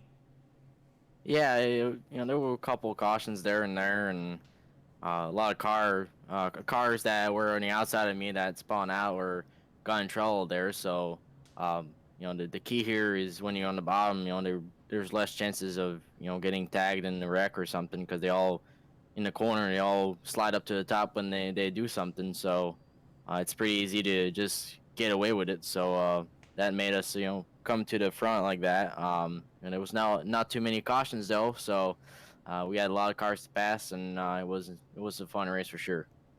Well, you definitely made it fun for us to watch. Anytime you get out there and pass that many cars, take home that victory. It was definitely a fantastic run. Congratulations to you, and we wish you good luck going forward. Thank you. I got to thank all my partners, especially CSI Chalks for being there, for all the support. I thank Team ABR and Jason Nagar and my girlfriend.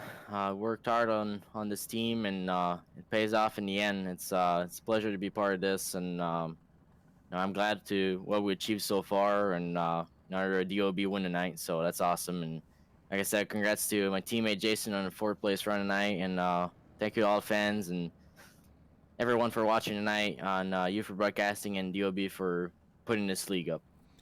There you have it, your race winner, Alex Bergeron. Let's talk to second place, James Tiernan. James, you had an up and down race there. You were making your way forward, and all of a sudden had a little bit of a setback, getting bumped back quite a ways, but all of a sudden that car came alive there late, and you were able to run the top two, or the second place and third place car down, and find yourself in second place. So talk to us about your race and how things changed as it progressed.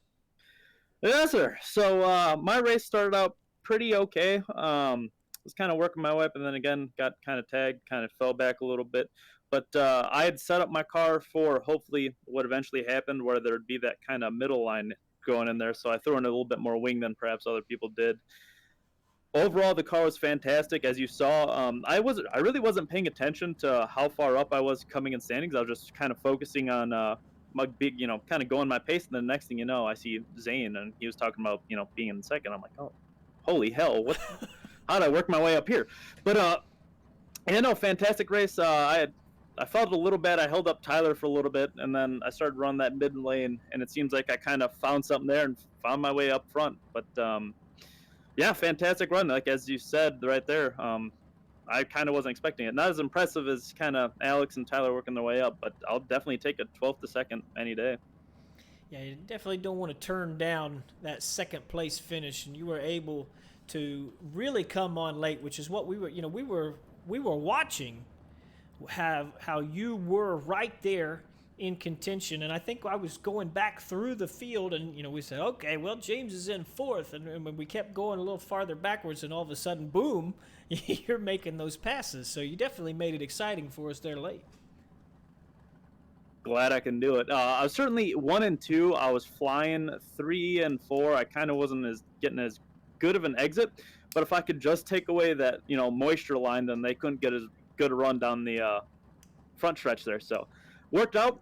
I got second place, so I'm not going to complain. fantastic night overall for me. Well, congratulations on that second place, and good luck going forward in race 2. Absolutely, AJ. Hopefully, I can give you as fun a show as that was. But overall, I'd like to thank Erget Real Estate, the Racers Real Estate. He's just come on as a sponsor recently. Ryan Erget, the owner, is just an awesome, awesome guy. Pleasure to work with. If you guys are looking to buy, sell houses, Erget is the guy to go to. He specializes in, again, racers' houses, the Racers Real Estate. So, if you're not in kind of his area, he'll probably get you in contact with someone who does have information about real estate and that kind of stuff. So overall, cool guy to work with. So if you're wanting to help out, Elbows Up SimSport and me, please go check him out if you're going in the real estate market. And then I'd like to thank Over the Wall Photography, BS Air, Elbows Up TV. Thank you, AJ, for dealing with me as often as you do. And overall, just huge shout out to Elbows Up SimSport and all we've accomplished in the past. There you have it. Second place, James Tiernan. Let's talk to Zane Scott, our third and final man on the podium here tonight. Zane, you had a good run. You had to fight back and forth. And there for a moment, you were holding off the world champion there in the race lead. Talk about your race. Well, real quick, let's see if we can hear this. Son of a victory beer right there. Even though I got third place. No, dude, whenever you got Bergeron coming from 22nd, 21st, or whatever, that kid's he's too good. You're not going to be able to compete with him. Technical tracks like Williams Grove or anything like that. He's gonna blow by you somewhere or another. And I heard the broadcast going, coming up through the field. I looked down at the standing, saw him coming. It was only a matter of time until he got there. I just wanted to hold him off as long as I could, and then he got around us and gave a fight there for like a lap or whatever, and then we kind of like faded away there. But we'll take a third. James got us there at the end, so we'll take it. I'm not too upset about it. For a complicated track like we saw, and yes, the track was reworked before the D main, but still, that thing changed a lot throughout that race. So you had to make adjustments on the fly, and you seemed to be able to be on top of it and be in contention all the way through. Yeah, the biggest issue I've had since really coming back has just been not knowing how these tracks are shaping out, the new grip, the packages and stuff. So at the beginning of the race there, I made a setup change that everyone else didn't make. So I wasn't either thought I was gonna be too slow or something, but I planned on the track wearing out more than anyone anticipated, which it did. We just moved the wing back there and kept it going. But it's been a long 4, 5, 6 weeks, whatever it's been, just of trying to get the feel back for what these cars are doing, what the track's doing. And last week I felt like we really had hit something, or I had hit something, got a stride going, and then we just couldn't finish the race. And I told all my team guys, and I told Billy and all them, if I can just finish the race, I know I can win one or get an interview. That's all I really cared about. So we got it done here. I hate this place. If anyone didn't know, I'd rather put a cheese grater to my face, but hey. That's a sentiment shared by plenty, but tonight, Williams Grove treated Zane Scott quite well in race number 1. Race 2 lobby is now up, so good luck going into that, my friend. Thank you, sir. Just got to thank, Team SETI, Cognitive Warriors, Drew at 1-9, made this wicked, sweet-looking orange machine, Wicked Cushion Esports. All the guys at Elbows Up, definitely Billy. Billy, I gave him my sets before I left. And that's what we're running with, and we're doing good. So we got to thank all those guys, and thanks for the broadcast. Thanks for solid broadcast. Well, thank you, my friend. We are getting ready to go into race number 2 here. Getting started on another 30-lap A-main feature at Williams Grove. It is now 10:23 Eastern Time, which we started, 8:30 earlier, so we're almost a 2-hour mark. We had us a marathon event there in race number 1, but God willing, race number 2 will be more kind to us.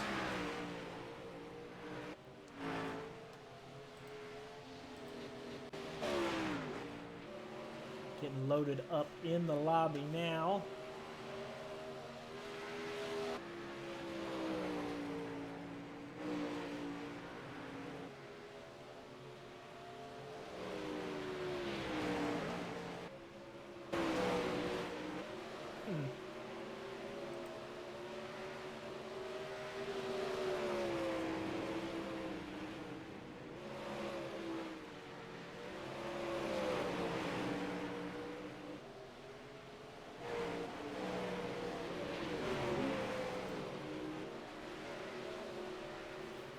we are in hot laps. We're watching Brett Wheeler, who is currently the fastest in hot laps here for race number 2.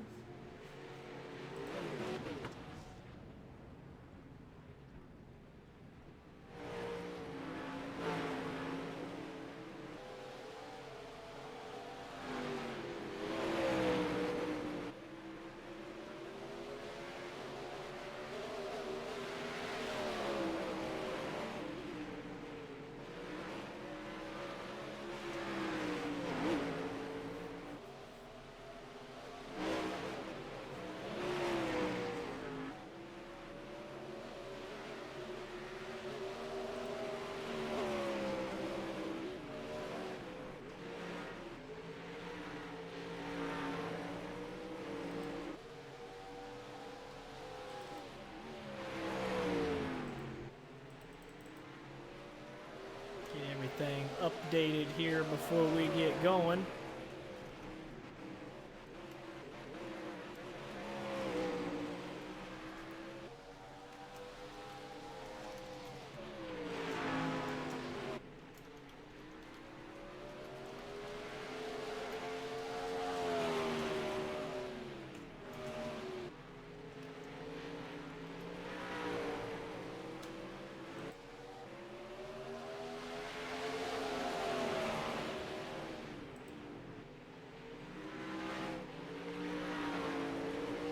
Normally restart the Facebook stream here. So I think we'll go ahead and do that since we are having some issues. I think actually when I clicked and took iRacing out of full screen into a windowed screen so our overlays could show up on top of it, that's when we had an issue.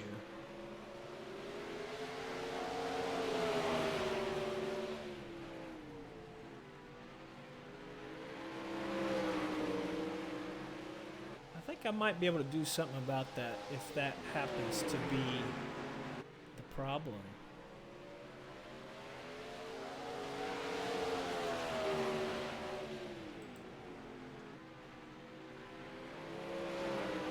I think the graphics are set up for full screen mode, so when I transfer into windowed mode we have an issue. If I rerun the config, maybe that changes.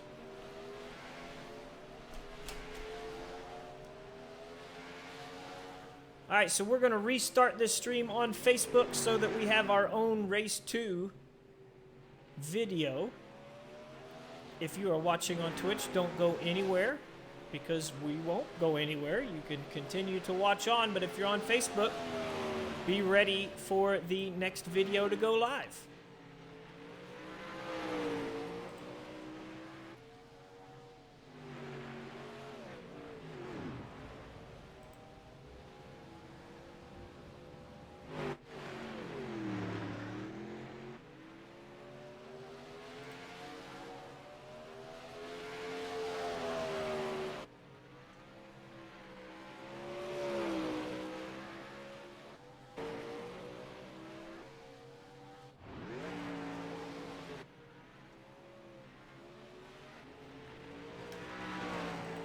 We are back live here on the DOB Facebook page, getting ready for race number 2 here tonight. Looks like Billy Rowley has made an appearance at the virtual Williams Grove Speedway, currently sitting in second in hot laps here. Kendall Tucker is P1. And we will be advancing into either qualifying or heat race number 1 here momentarily.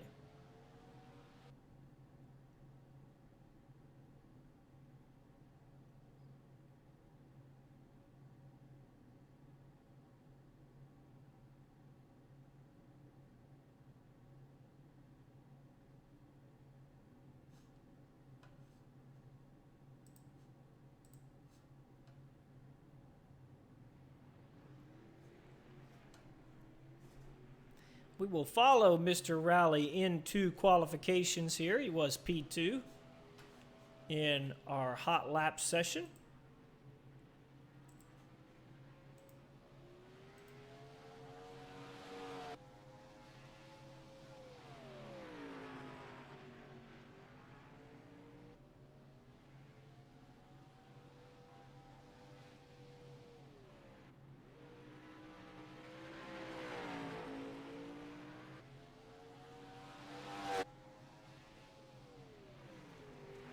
Lap number 1 coming in for Rally. That is P4, now P5 with an 18.062. P1 goes to Kyle Sosnowski, your current driver on the top of the timesheets with a 17.957. Rally's second lap does not improve. Brett Wheeler on the track currently 19th with an 18.191. James Tiernan 18.060. Peyton Grease 18.087. Nygaard P15. Right now, Sosnowski is the man out front. Check in with Shea Pallow, who is going to cross the line at a 18.028, good enough for 8th position. And that means quick time going to go to Kyle Sosnowski in the 177 as we advance into our first heat race.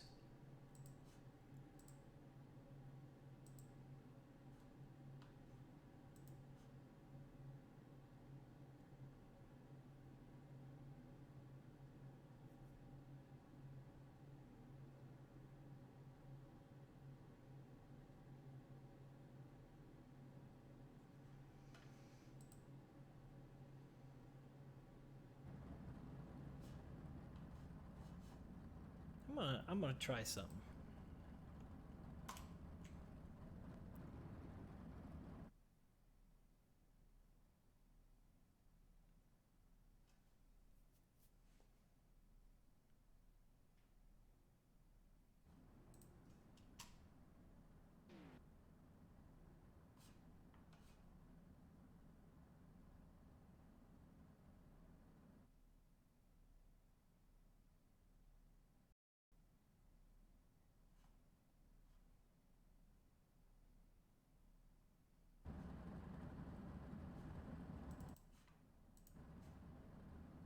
Still giving me fits.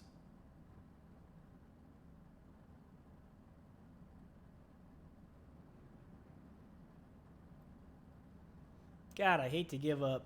Every stream I come up with something else that I can try, make an attempt to improve the situation we're having with the choppy stream quality. I thought there for a minute that maybe that full screen, you know, the sim being set up in full screen and then I change it to windowed mode so that the overlays show up would fix the problem. It's not seemed to be the case.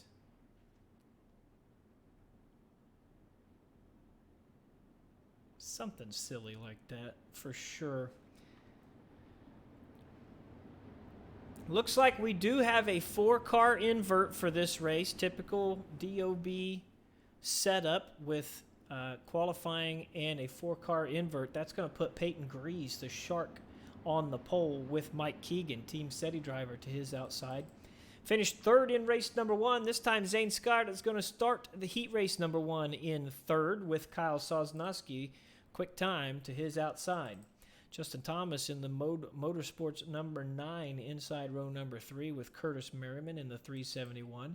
Daniel Ziegers and Brandon Igo make up row number 4, and Seth Miles will round out our field.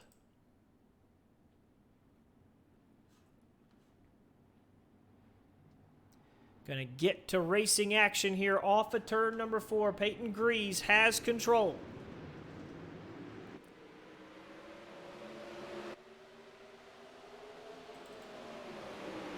Mike Keegan settles into second place. His teammate, Zane Scott, tried to hold the inside, but had to give way to Kyle Sosnowski. Nearly got into Sosnowski there into turn 3.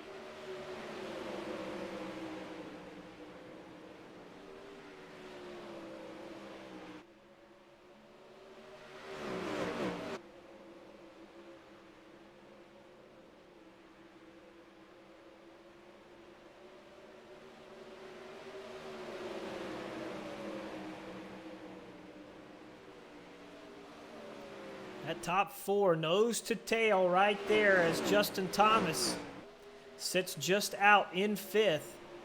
He's got Curtis Merriman right there with him.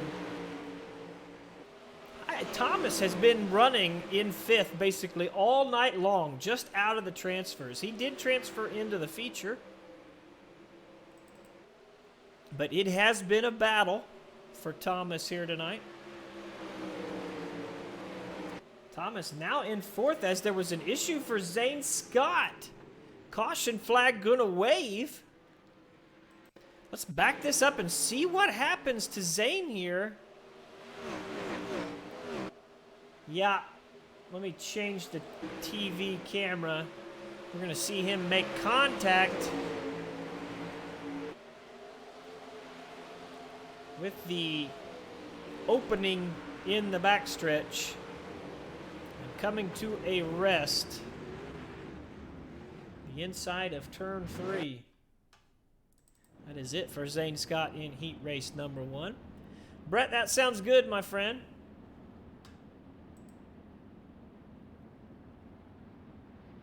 I'm going to perform a test when this race is over. I'm going to go into a different lobby after running a graphics config, and I'm going to see if that helps to get it out of full screen mode. I'll put it in windowed mode and see what it does. That way I know whether to tell Chris to find a different broadcaster for Thursday night or it'll work. Peyton Grease and Mike Keegan, Kyle Sosnowski, Justin Thomas in the top 4 right now. Merriman and Igo are the first guys trying to find their way in.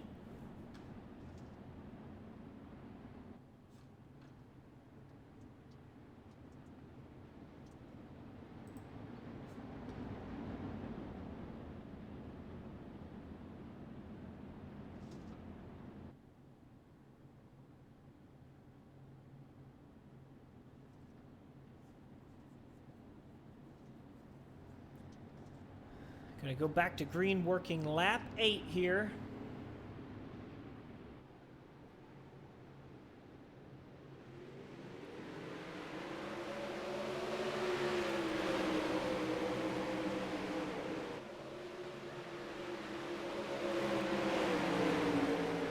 Thomas holding on to the 4th and final transfer. Merriman trying to make his way forward. Sosnowski around Keegan. Thomas around Keegan as well, who now drops into danger. He's got Merriman right there behind him.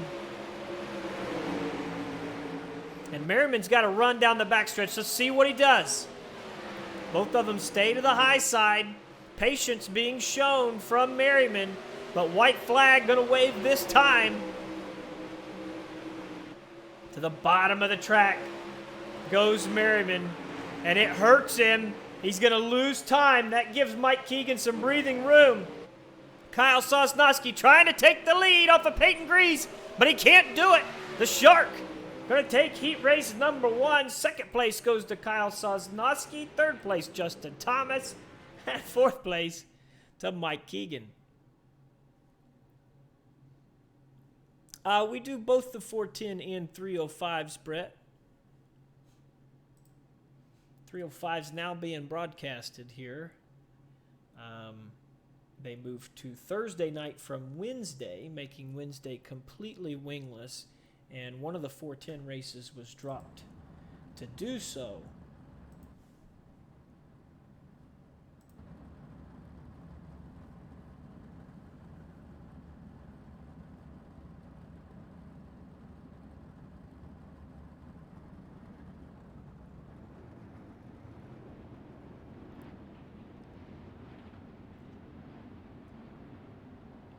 Brent, race number 1 was won by Alex Bergeron from 22nd on the grid.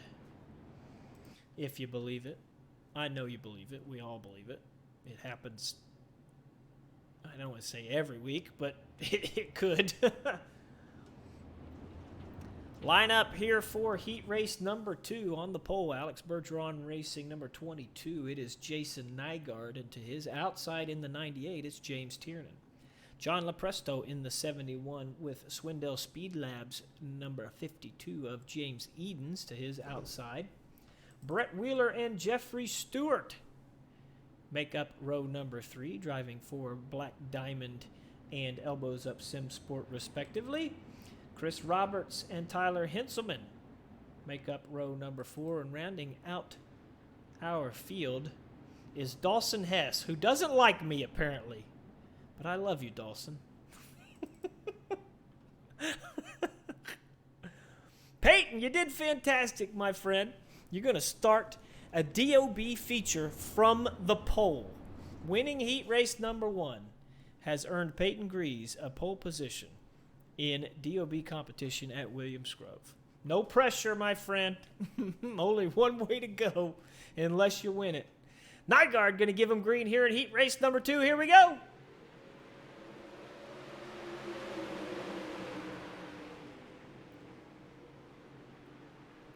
James Tiernan trying to make a run on Nygaard here. To the inside goes Tiernan. The slide job coming into play. He's going to hold on to that top spot. Ooh, a little bit of contact there as Nygaard feeds the right rear to Tiernan, takes the lead back. Tiernan able to hold on to 4th.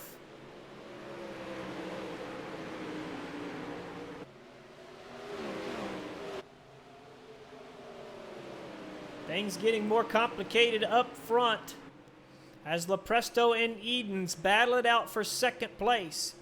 Edens trying to set sail here. Ooh, contact between Lepresto and Edens. That crosses Lepresto up. He's going to make contact with Dawson Hess.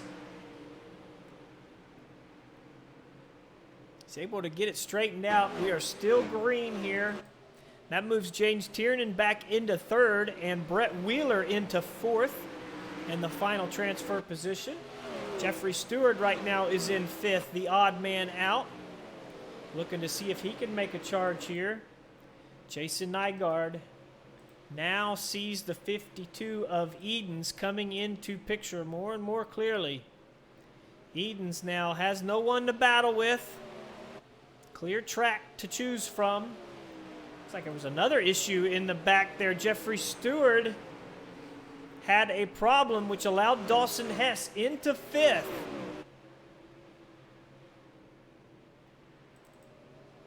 Brett Wheeler, however, has that 4th and final transfer position. Hess has to run him down if he wants any hope of making it into the feature through the heat race here. That automatic berth, so important. And even this position battle here as Tiernan and Wheeler are trying to catch Edens. Very important. Every spot, if Wheeler were to drive from 4th place and finish 3rd, that is 5 positions he starts farther up in the feature.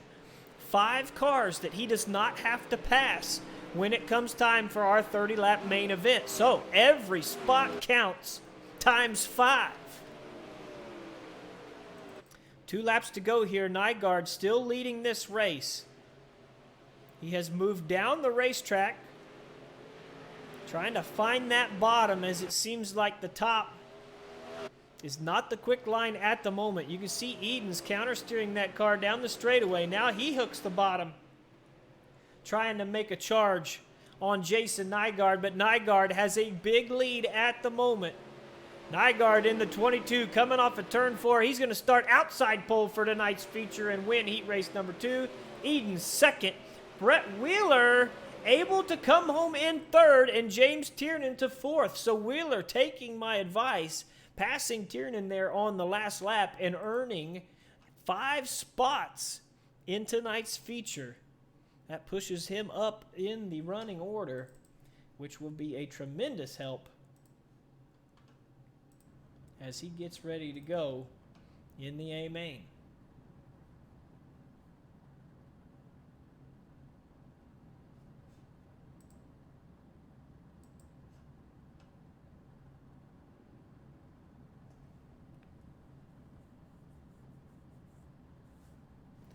Dakota Kuhn right now sitting on the pole for heat race number 3. He has Billy Rowley to the outside of him in the Team SETI Wicked Relief Gum with CBD number 79. Shea Palo elbows up SimSport driver inside row number 2 with the 74 Swindell Speed Lab machine of Adam Elby. John Lowe and Black Diamond driver in the 91, Ernie Williams Jr., row number 3. Alex Bison and Ryan Scheit, row number 4. And rounding out your field is the 94 of Todd LeBoux.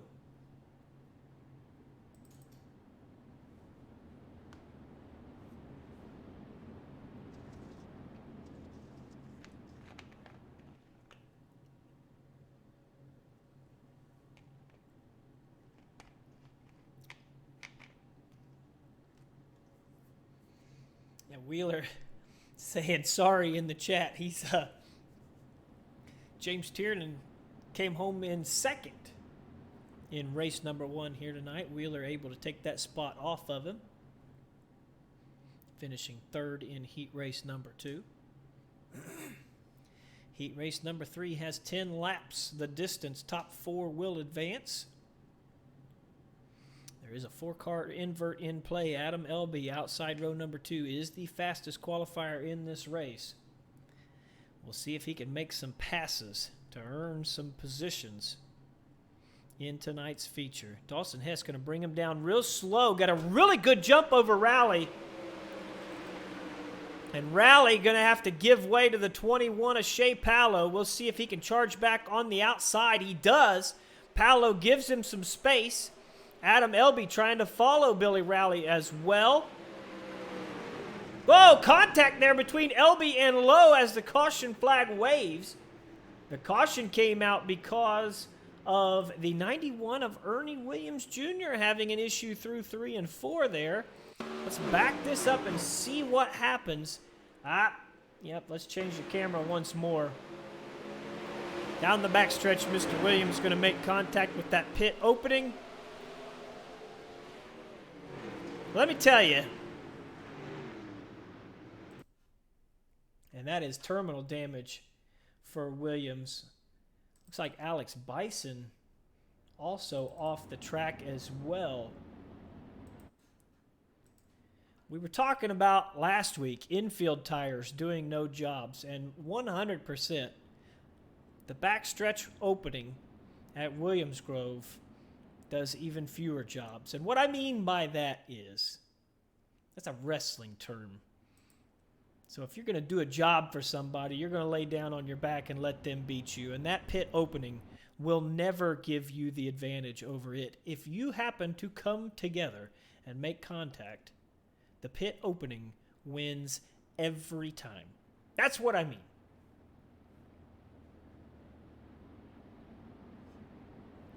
Kuhn, Rowley, Palo, and Elby, your top 4.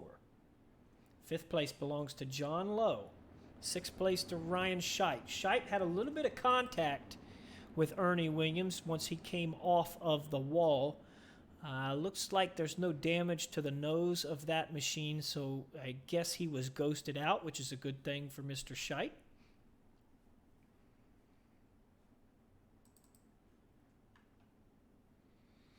And we should restart this heat race working lap 5.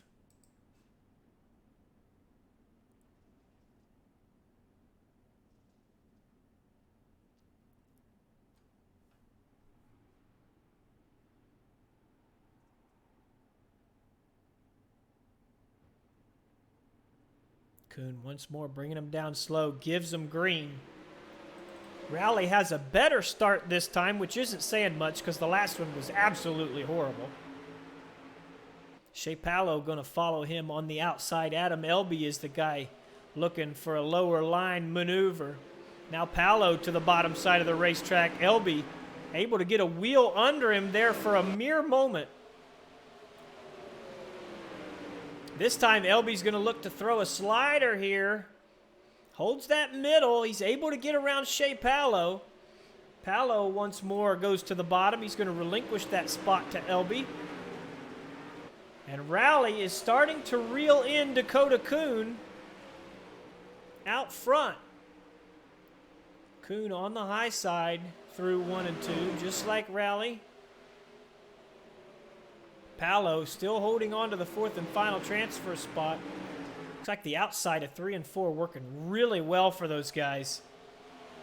Seems like there's more options here through 1 and 2, and you can see Rowley trying to cut down off of turn 2 to eliminate some of the distance. He catches him pretty good there through 3 and 4. You saw the bumps out of turn 4. Rowley might have even got into the fence there momentarily, which cost him a little bit of time. Now Adam Elby, right on his back bumper, going to look to make a maneuver down here in 3 and 4. Elby going to stay on the bottom. Rowley charging off, still side by side here with Elby. White flag in the air for Dakota Kuhn, looking to pick up a heat race victory and start 3rd in tonight's feature. Adam Elby able to clear Billy Rowley. These two guys going to fight it out down here in the final corners. Elby to the bottom. Can he charge on Kuhn? Not going to happen. Dakota Kuhn's going to win heat race number 3. Adam Elby in 2nd. Billy Rowley in 3rd. 4th place actually going to go to Ryan Scheit.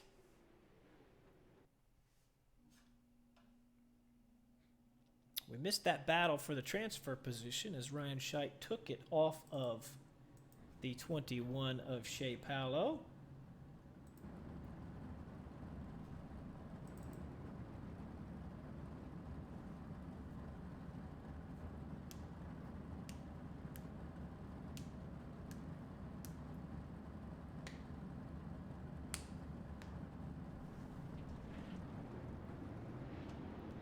We are rolling here for heat race number 4.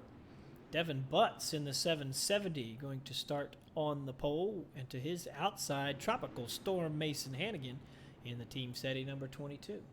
Mark Broderick inside row number 2 with Tyler Schell in the elbows up sim sport number 85. Troy Wagaman Jr. and Robert Schaefer make up row number 3. Kyle Sargent and Nathan Kropaszewski row 4, and Jeff Flaro rounding out your field in the 300.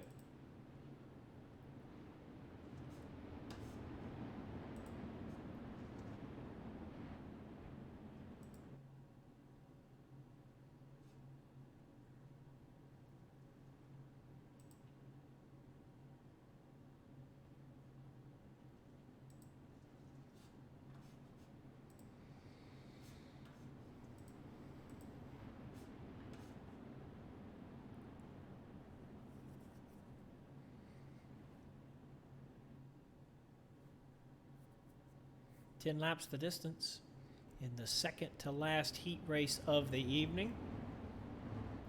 Devin Butts gonna give a screen here off of turn number 4.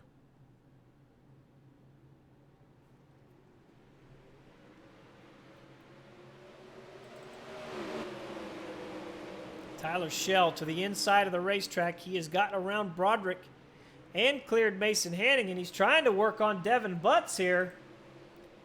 Battle for the race lead. Tyler Schell to the bottom side of the racetrack. He's got that thing hooked up, and he is around Devin Butts for the lead. Problems at the rear of the field. That is Nathan Kropaszewski, who made contact with the inside retaining wall. He has got that car back straight. Butts now to the bottom side of the racetrack. That is Wagaman, who has worked his way forward from 5th. Wagaman in 2nd. They're 3 wide for 3rd there off of turn number 4. Hannigan going to try to battle back to the inside of Wagaman. Devin Butts holding on to 4th. That means Mark Broderick needs one more position to get a transfer. He did not expect Devin Butts to head to the bottom side of the racetrack, and that cost him every position on the race course. Tough break for Mark Broderick, who nearly wrecked himself to make sure that he did not wreck Devin Butts. Fair play to him. But it looks like he is going to be relegated to a lesser main to make his way into tonight's feature. Tyler Schell out front, working the low side of this racetrack. Troy Wagaman has Mason Hannigan all over him. Hannigan going to throw the slider in. Wagaman trying to battle back down the backstretch as those two make near contact. Wagaman going to trade the slider. And Hannigan continues to battle. Wow, Mason nearly hit the inside wall there in turn one. He had to really get out of it. That allowed Wagaman to make another maneuver, but here comes Hannigan back once more. Slide job is in as Mason Hannigan gets around Troy Wagaman. And Wagaman battles back to the inside. Back and forth, second place is traded between these two drivers. They want every position they can get.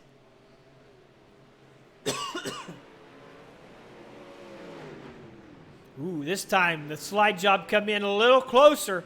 Wagaman had to jump out of the throttle to make sure those two boys didn't end up upside down there coming out of turn 4.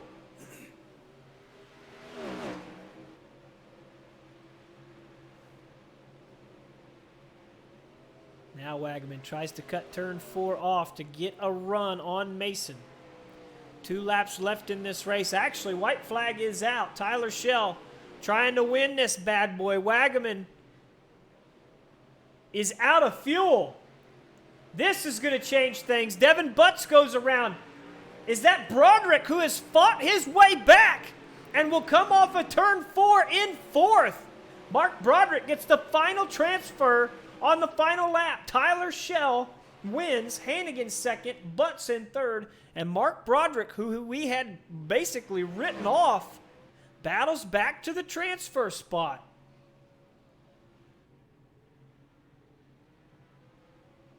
Fantastic job there by Broderick, earning his way in when everything was trying to keep him out.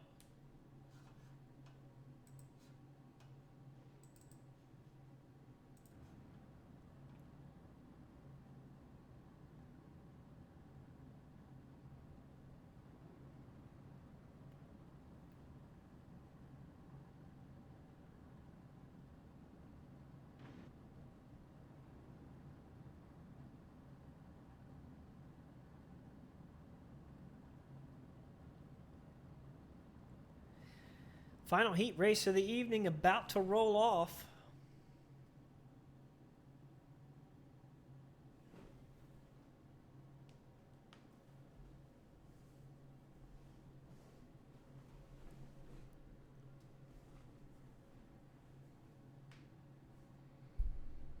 Looks like Carter Chevalier not able to make the call here for heat race number 5.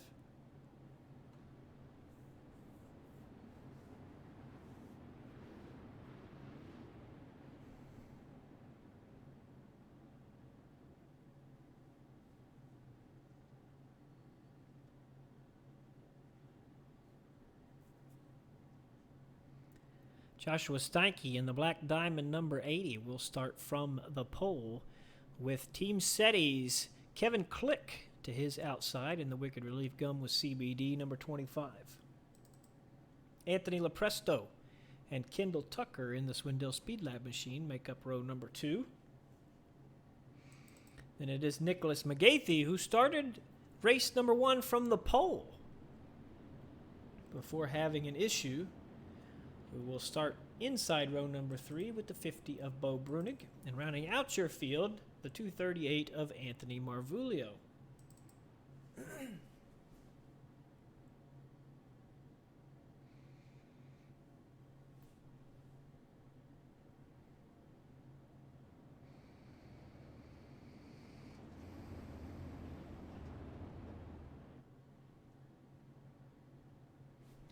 Joshua Steinke going to give him green for 10 laps. Top 4 will advance.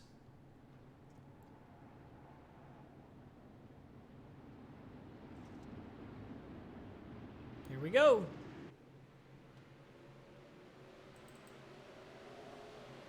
Ooh, contact there between Click and Kendall Tucker. Tucker was able to get his bumper to the outside of Click there. McGathey now trying to battle in as Tucker is pinned in behind Click. Click able to charge off of turn 4 and get around Lepresto, move his way into second spot. Now it's up to Kendall Tucker to find a way around that 57 machine. Lepresto goes to the outside. He's got McGathey with him, and McGathey's going to get to the outside of Kendall Tucker. Battle for the final transfer here, as Nicholas McGathey charges around Kendall Tucker.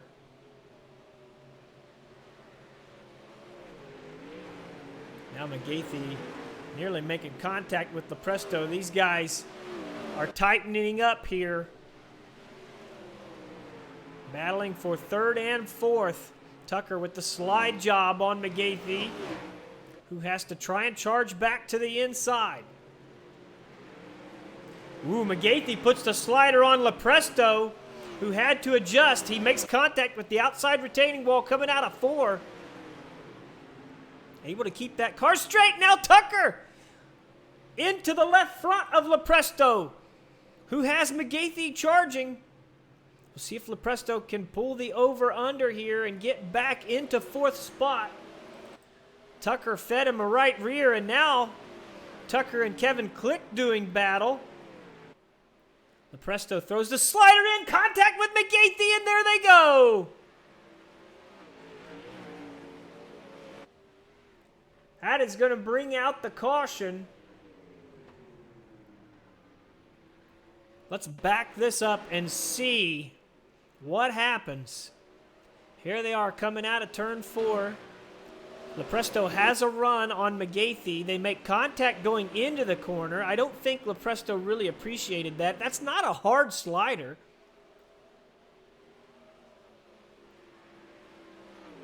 Let's see if I can get a different angle on it. You see him make contact there. Lepresto pulls the slide job, leaves McGathey room over the cushion, yes. But it is the right rear of Lepresto that pushed the 73 out. Just not quite enough racing room for that maneuver.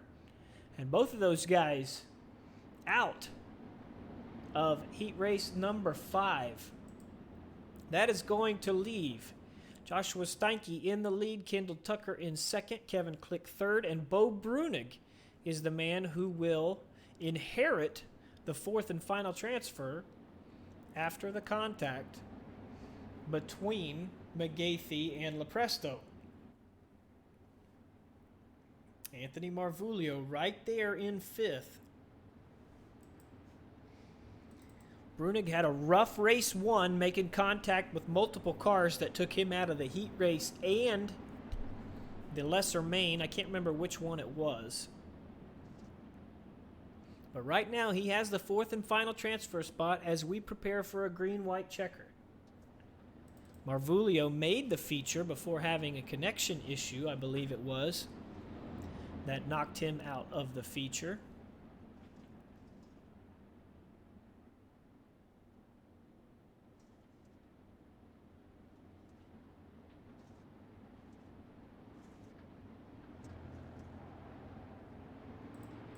We're going to get back to green here. Green, white, checkered to end heat race number 5. Kendall Tucker got an excellent start to stay close to Joshua Steinke. Steinke going to slide up to the cushion. Marvulio trying to make a charge on Bo Brunig. The white flag is out, but he does have one more lap to try and make it happen. He tried to do it all at once, though. And Anthony Marvulio into the inside retaining wall is going to leave Bo Brunig as the 4th and final transfer. Steinke trying to hold on to that race win, which will put him inside of row number 3. He will do so as Kendall Tucker finishes 2nd, Kevin Click 3rd, and Bo Brunig in 4th.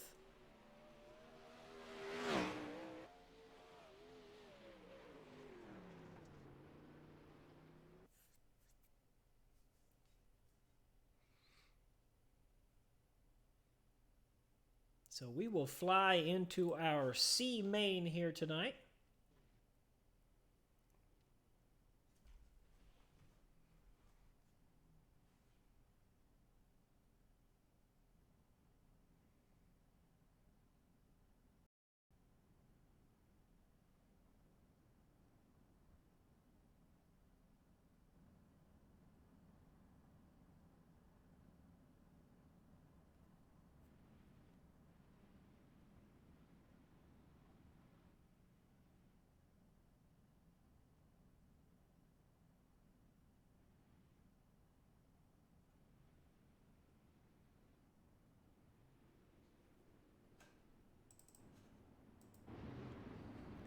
We are rolling here for the C main.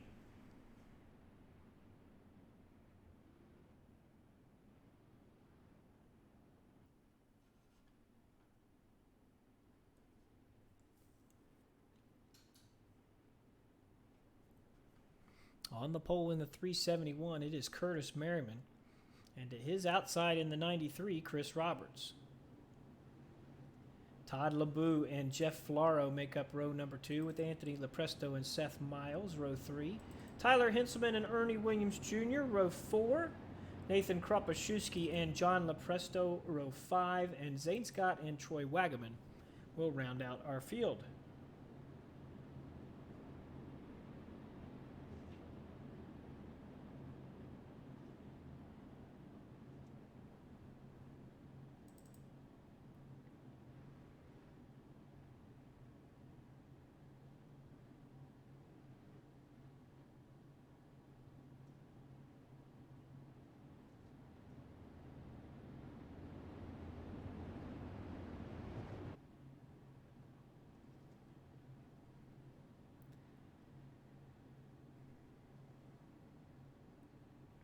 Curtis Merriman going to give him green here off of turn 4. 10 laps the distance. Top 4 will advance.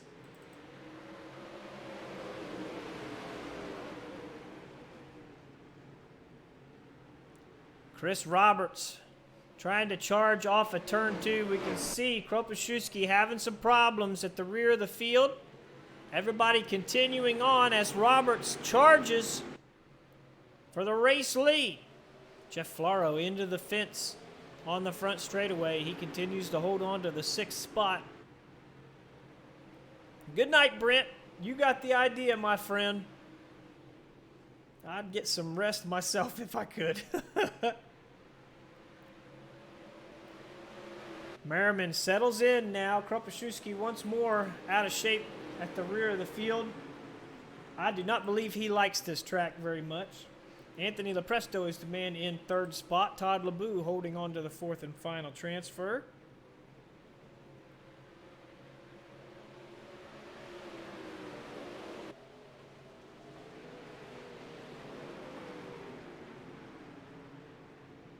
Zane Scott, however, charging his way forward and unluckily getting hit with a yellow flag there. Gotta find out what happened. Is this John Lepresto that had an issue? You see Wagaman there on the outside.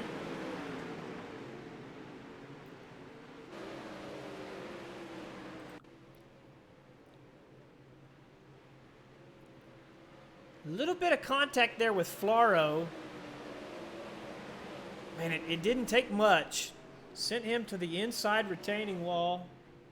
And he went ahead and sent it to the pits. So that's it for John Lepresto. Ernie Williams Jr. also off track.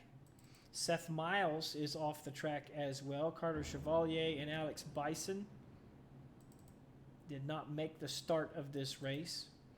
So we've got plenty of cars out. Right now, Lepresto and Lebu, the men transferring, but Scott and Wagman have fast cars, and they are coming.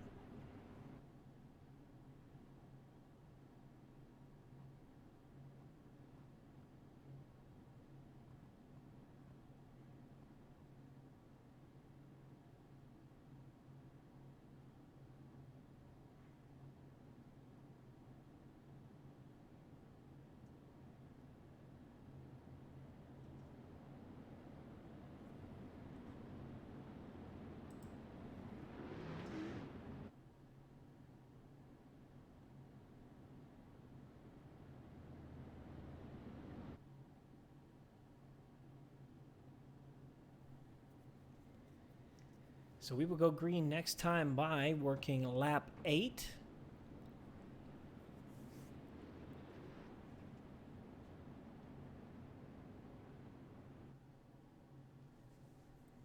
Not much time left for these guys to make their way into tonight's B main.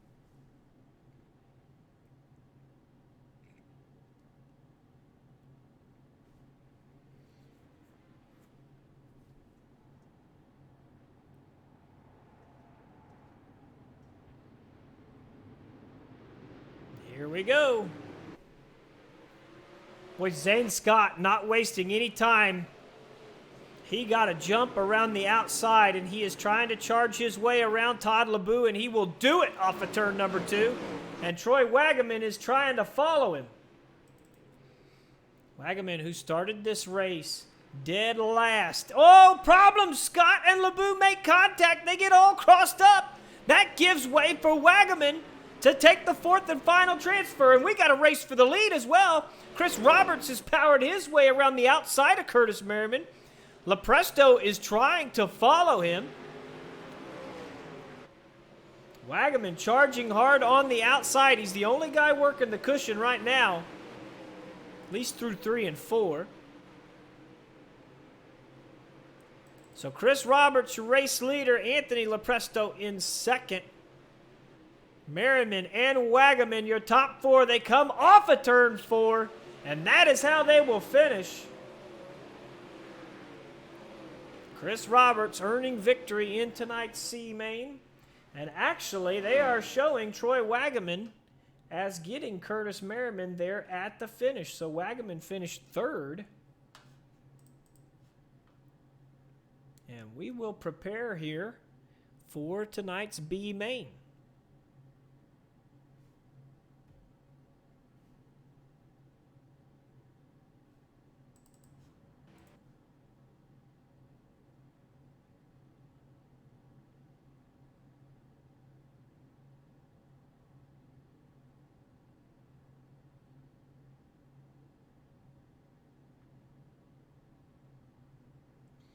Twelve laps the distance. Top 4 will advance to tonight's feature. On the pole in the number 67, it is Brandon Igo, and to his outside in the 257, it's Dawson Hess. Shea Palo and Kyle Sargent make up row number 2. Shea is going to go ahead and pull away. Anthony Marvulio and Daniel Zegers will be row number 3. Jeffrey Stewart and John Lowe, row number 4. Robert Schaefer and Nicholas McGathy, row 5. Chris Roberts and Anthony Lepresto and Troy Wagaman and Curtis Merriman rounding out the field.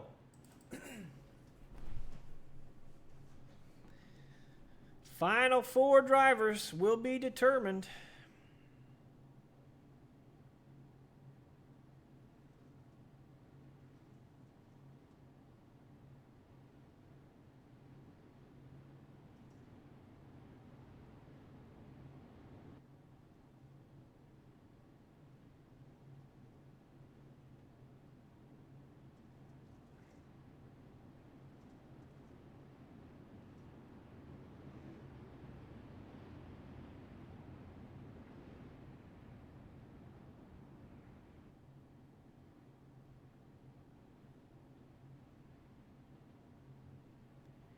Igo.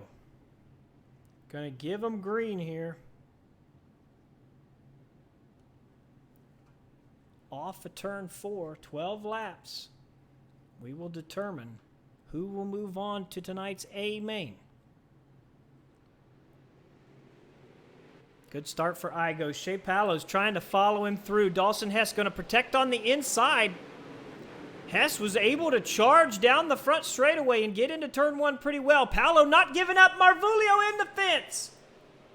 Caution flag waves. See John Lowe there. Going to back this up and see what happens. Marvulio putting the slider in.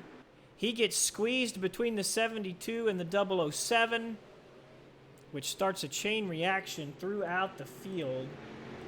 See what Daniel Ziegers... Yeah, okay. So that actually explains a little bit more. Kyle Sargent gets a little far sideways, and Daniel Ziegers has nowhere to go.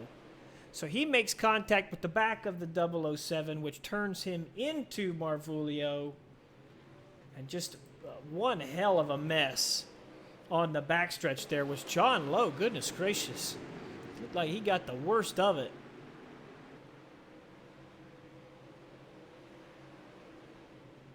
Into that pedestrian bridge down the backstretch. I'm trying to find who else got some of that. I think...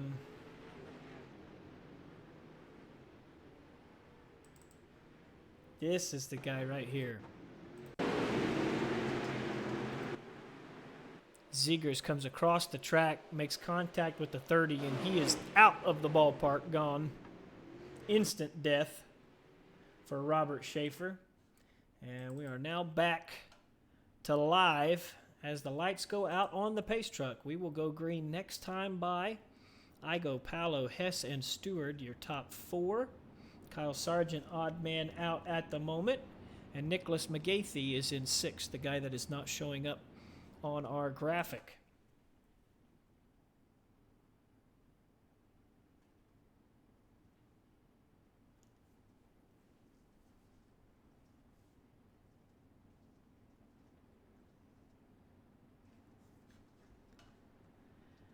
Back to green, working lap 5 this time. Here we go.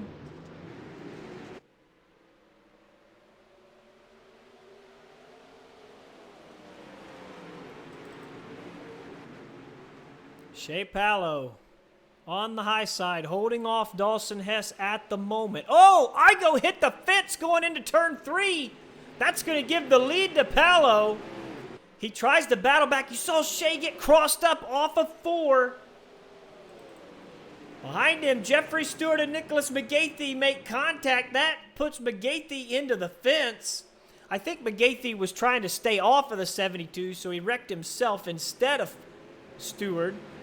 Stewart really close to Igo there. He had to lift. That's going to give Anthony Lepresto a look to the inside. Lepresto going to charge through with the slider. He had to move up the track to miss Shea Palo, who hit the inside wall. Wagaman now on the outside. He charged his way through the C main. He's trying to do the same thing here in the B. 3 wide off of turn 4. I don't think Stewart knew he was going to be there. Somehow they survived. Oh, but Wagaman's in the fence in 1 and 2. Shea Palo working the bottom side of the racetrack. Jeffrey Stewart trying to find some grip there in the middle. Lepresto on the high side. Stewart crossed the track in front of him. Things are getting wild here in the waning stages of the B main. Lepresto had to get a little far sideways. Goes into the fence. To the inside goes Stewart. That moves Lepresto into a transfer spot. Stewart trying to hold on here.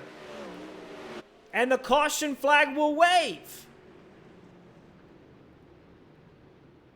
I'm not sure if that helps or hurts those two guys because Wagaman is right there in 5th. Let's see if we can find out what happened. Maybe a problem here for Curtis Merriman.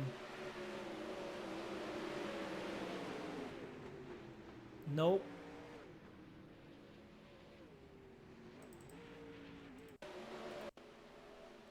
It was the continuation of Igo's issues. You see Wagaman made a little bit of contact, which put him in the inside wall, and it never stopped for Igo. Once he got crossed up, he was a ping pong ball. Finally, Daniel Ziegers made contact with him that sent him into the outside wall and into the pits. So, Dawson Hess, your race leader. Shea Palo in second. Jeffrey Stewart in third. And Anthony Lepresto up 8 spots to fourth. Wagaman has matched those 8 spots to put himself in the 5th position. But he has to make a pass if he wants to find his way into tonight's A main. McGathey and Roberts, also 2 very quick cars, trying to find their way in. Race number 1 saw the track reworked, easy for me to say, after the heat races. So we went into the D main with a fresh racetrack. Not the case here in race number 2, where the track carried over from the heat races to the C main. So now, as you can see, the track getting very complicated for these guys, and they are trying to adjust on the fly. But contact has continued to plague our evening. Dawson Hess going to give him green off of turn number 4.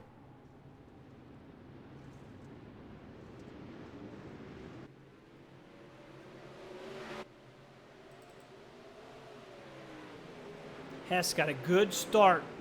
Jeffrey Stewart in third has Lepresto to his inside, but he was able to hold him off through 1 and 2. Here comes Wagaman with a big charge. All of those guys working the bottom to the middle. Stewart made a slight contact there with Lepresto, which got them into Wagaman. Now Lepresto makes the charge, and Stewart has to back out of it. That gives Wagaman a look. Those 2 cars make contact. Stewart trying to fight his way in. He makes contact with Wagaman, but Wagaman is able to charge off the corner and gets around Lepresto, and Stewart is the odd man out, showing his frustration with that contact to the outside retaining wall. Dawson Hess wins. Shea Palo in second. And then it was Lepresto and Wagaman as we go into our 2-minute warm-up.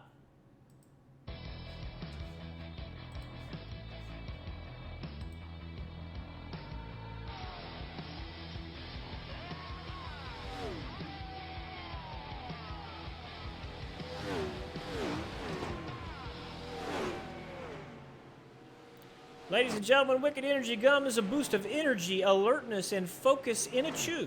It only takes about 5 to 10 minutes to take effect, and it's a cheaper and healthier alternative to energy drinks and shots that fill you with calories and sugar.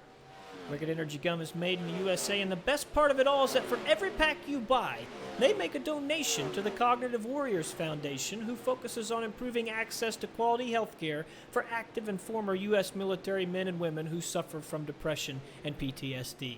Just go to wickedenergygum.com and use code DOBRL for 10% off your order and free shipping on race days. That DOBRL code also works on wickedreliefcbd.com for your daily dose of CBD as well.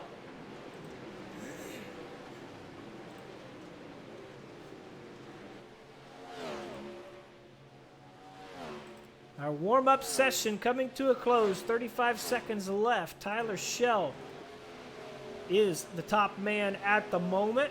Second place belongs to Jason Nygaard. Third quickest time is Dawson Hess at the moment.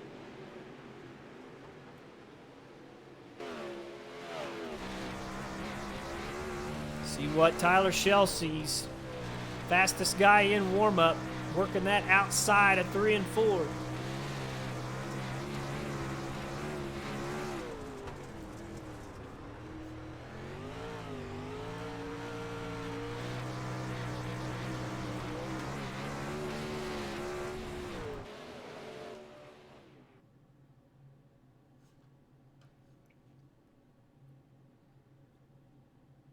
And now it is time for our final race of the evening. 30-lap feature here in race number 2.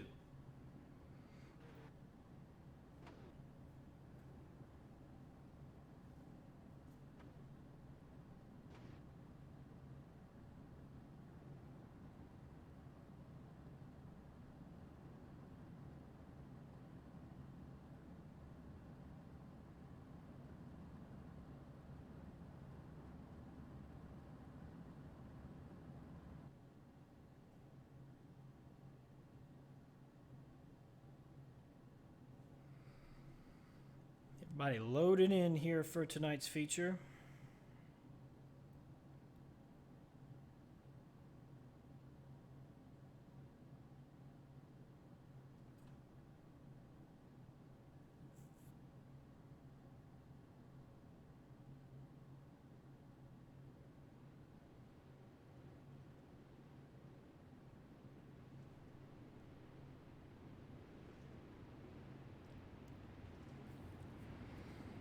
Yeah, Jeffrey, that one got a little wild, didn't it?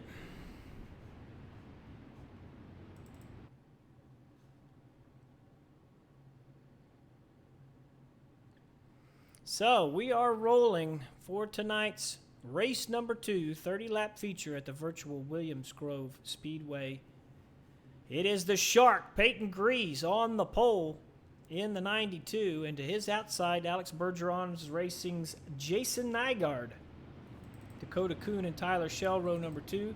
Joshua Steinke, Kyle Sosnowski, James Edens, Adam Elby, Mason Hannigan, Kendall Tucker, Justin Thomas, Brett Wheeler, Billy Rowley, Devin Butts, Kevin Click, Mike Keegan, James Tiernan, Ryan Scheidt, Mark Broderick, Bo Brunig, Dawson Hess and Shea Pallow, and Troy Wagaman Jr.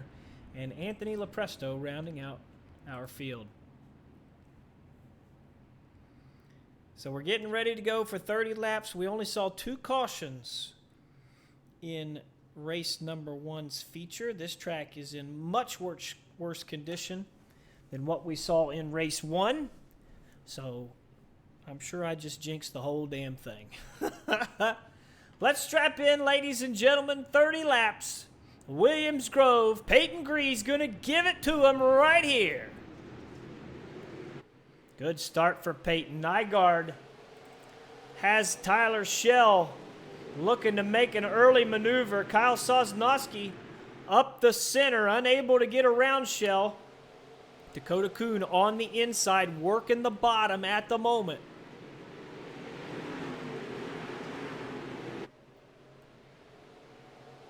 Justin Thomas, the meat of a sandwich there in the middle of the field. Tyler Shell to the bottom side of the racetrack. He's going to charge on the 22 of Nygaard. Alex Bergeron took the win in race number 1, running the same setup that's on Jason Nygaard's car right now. Nygaard likes that top side, though. Now, a race for the lead. Tyler Shell up the racetrack, crowding Peyton Grease a little bit, allowing himself to take the bottom. And Tyler Shell to the race lead. Ooh, Dakota Kuhn in the fence out there. Can I find him? And it cost a couple of people. There's a big crash farther back. Caution flag going to wave. Let's see this because it starts with Dakota Kuhn on the front stretch. He gets into the fence. That is Kevin Click, who is upside down. Looked like Mark Broderick as well. Oh, wow. Okay, there were 2 separate incidents. I thought they were related in some way. It is Justin Thomas who got crossed up and came across the track into Kevin Click. Let's check in on Mark Broderick as well. Broderick is already in the fence, and he comes across the track in front of Lepresto, who finishes him off.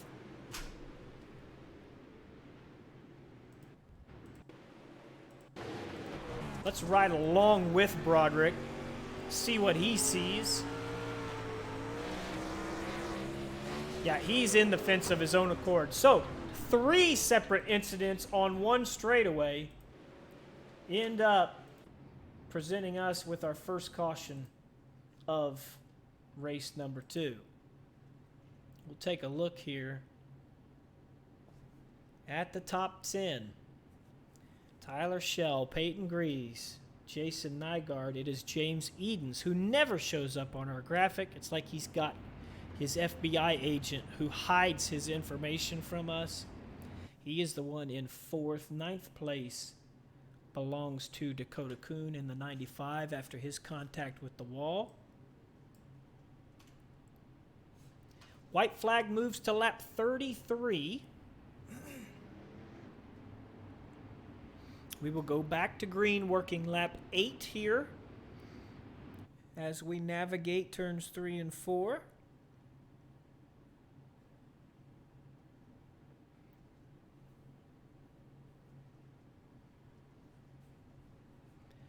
Tyler Schell, from 4th place on the grid, has worked his way to the front, utilizing that low line. And we will go back to green here. Peyton Grease trying to cause him some problems, but it cost him as Schell got out to a great start. Both of those guys go to the bottom side of the racetrack. Jason Nygaard following them.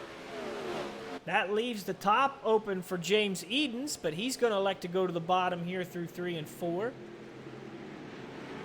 Schell kind of slipped there, gave Peyton Grease the opportunity to make some ground up. James Edens trying to get around Peyton Grease. He has got the 22. He continues to charge his way forward. Adam Elby trying to come with him. Joshua Steinke right there in that battle as well. You see Kendall Tucker moving forward. Let's go a little farther back. Let's keep an eye on James Tiernan. Remember, James Tiernan's car, there's a problem for Dawson Hess. Caution flag going to wave. We were talking about James Tiernan. His car came alive in the late stages of race number 1. And he had a low starting position, so if he can charge his way forward, yeah, see Hess got into the back of Wheeler, made contact there with Lepresto.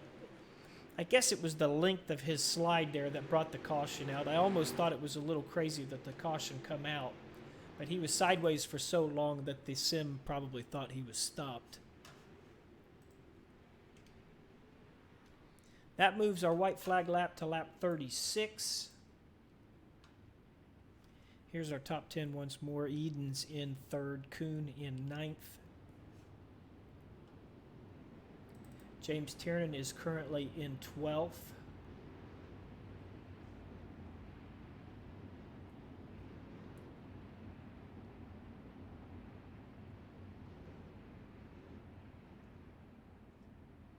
He started in 17th, so he's up 5 spots.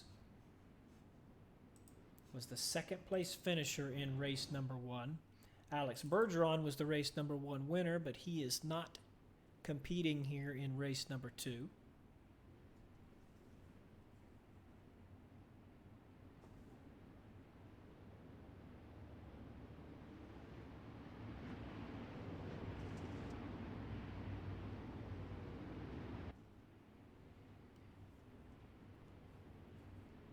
Tyler Schell, your race leader.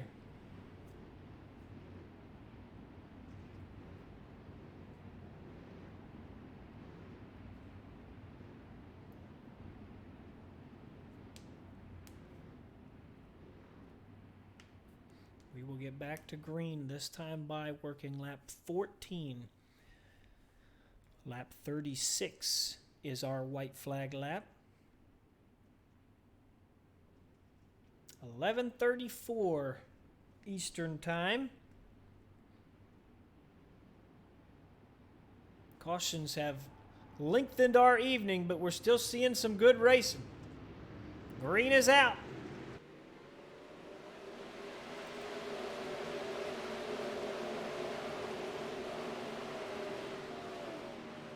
Peyton Grease in 2nd.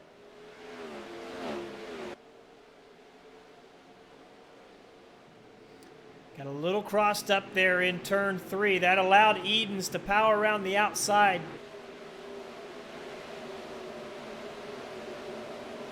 Nygaard seems to be a little bit faster than that 92 right now, but he can't find a way around. Adam Elby coming up to do battle. You saw Nygaard get into the back of the 92 there. We'll see if that gives him a look. Grease is blinking. I don't know if he's blinking for these guys or not, but it could be causing some serious problems. Ooh, contact there. Adam Elby goes into the outside wall. He's going to spin around, and looks like the rear end is broken, and the caution flag's going to come out. Let's back this up. You can see Nygaard goes to the high side of the track. Elby tried to adjust and made contact with the outside retaining wall. Let's look at it from his viewpoint.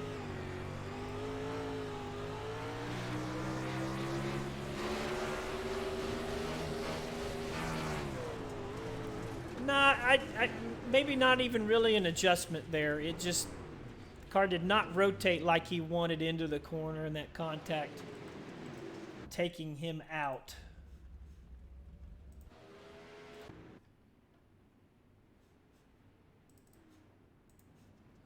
So we will reset once more. Lap 39 becomes our white flag lap. James Eden's now in second.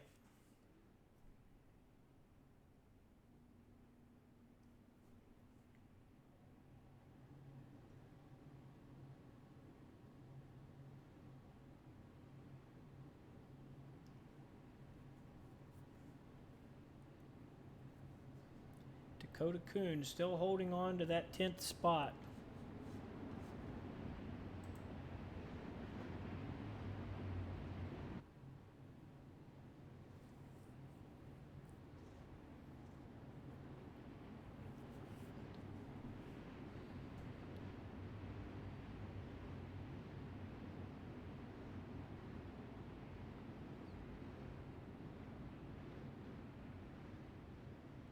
This track has wore out, giving multiple grooves and plenty of options for these drivers.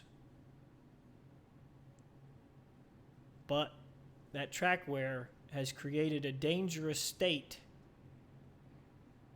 that is absolutely causing problems for these guys and creating not necessarily mistakes, but complicated situations where mistakes are more likely. Tyler Shell gives him green. James Eden's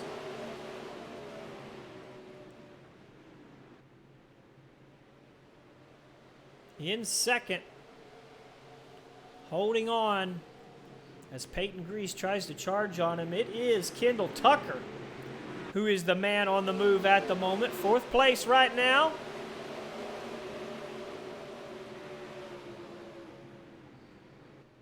Trying to come up the inside of Peyton Grease, who hits the wall coming out of turn 2. It doesn't slow him down, and he hits the wall going into turn 3. Still somehow charging on is Peyton Grease. He does relinquish the 3rd spot to Kendall Tucker. Tucker working the very bottom line. We'll ride along with him.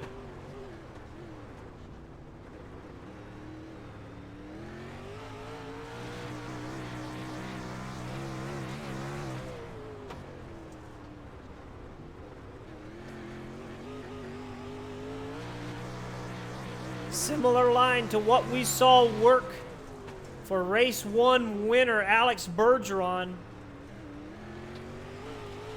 The patience being shown by Kendall Tucker on the inside. It's quite a lot. Looks like we've got problems here for Brett Wheeler. He is 3 wide off of turn 2. Oh, wow. Yep, Troy Wagaman.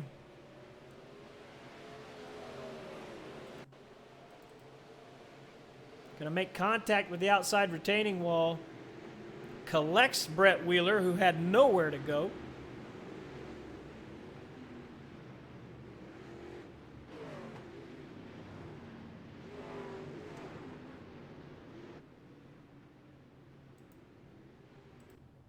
I forget who that was, Blake.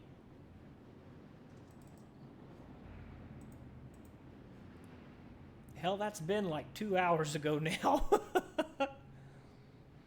It's hard to keep track of. This race has become the 3 hours of Williams Grove here. 4th yellow of the race. Lap 42 becomes our white flag lap.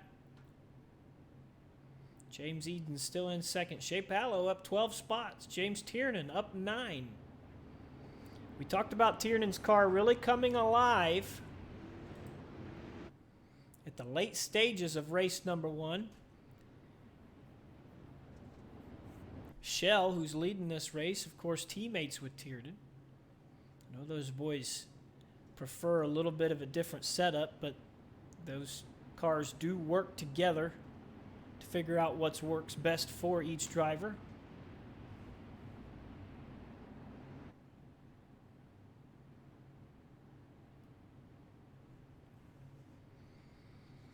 So Tyler Shell going to give us green working lap 27. We're going to lap 42 when the white flag will fly.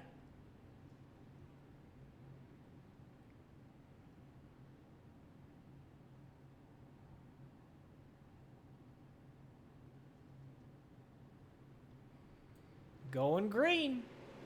Wow, great start for Shell.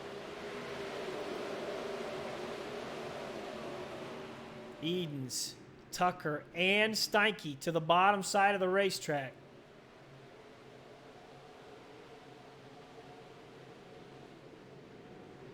Everybody being very patient there on the bottom. Peyton Grease, the lone guy working the middle. We saw that middle line come into play, and the caution flag waves once more.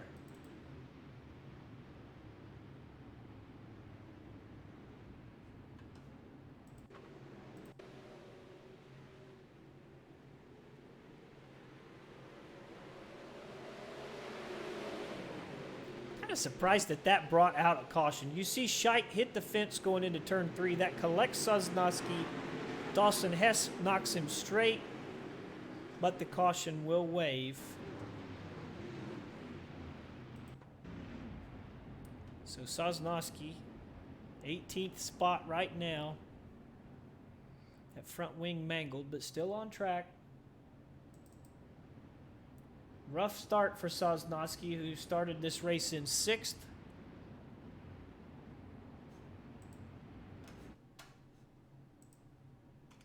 Now lap 45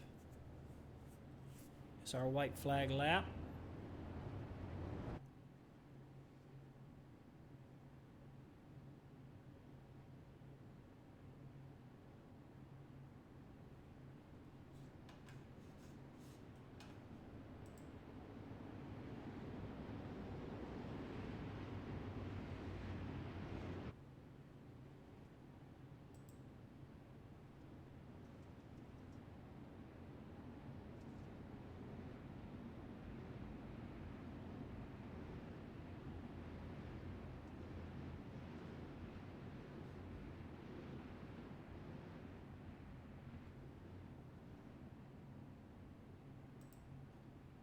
Damn announcer's gonna fall asleep in his chair here.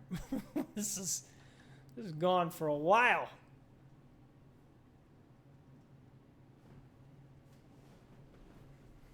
Started out 8:30. Williams Grove has the tendency to give us fits. We'll see if we can finish this one off strong here. Shell gonna give him green. He got a great start last time. Can he do it once more?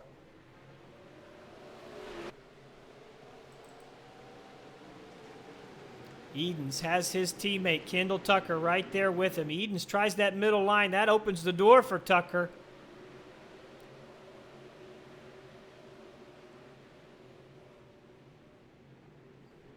Tyler Shell backing up. Ooh, problems for James Tiernan, who is sideways. Now upside down on the track. He was making his way forward, but the man who finished 2nd in race number 1 is now done in race number 2. Looks like he got a little sideways. Peyton Grease came up the inside. Ryan Scheidt got a little bit of that as well. I don't think Mr. Tiernan's going to be very happy. Not sure. Plenty of hurt feelings here tonight. Fairly standard operating procedure when you're talking about the sprint cars on iRacing.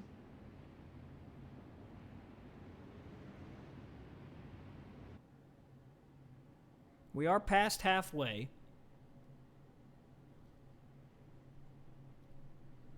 Not by much, but we are.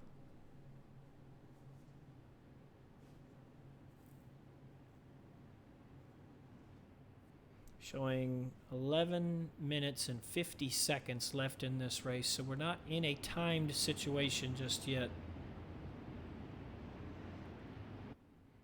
Lap 48 is our white flag lap.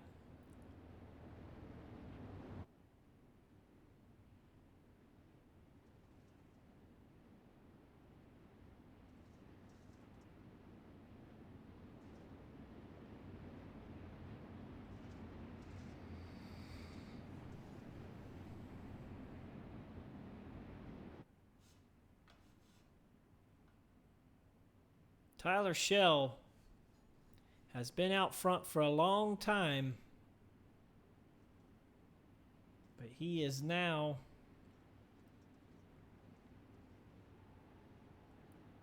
looking at Kendall Tucker's 00 in his rear view.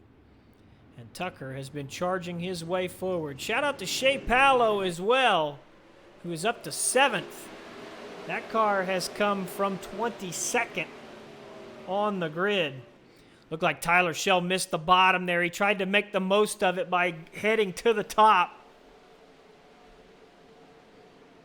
But Kendall Tucker was able to close in there momentarily. Back to the bottom goes Schell. See, he's not quite getting the entry he wants there. He was able to get a good exit. But Kendall Tucker having a look.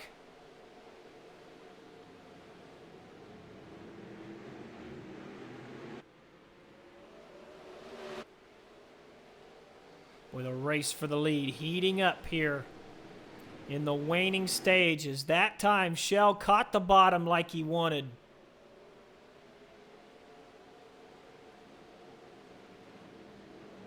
I'd have to look back at it, Blake. It's been a little too long for me to remember exactly what went down.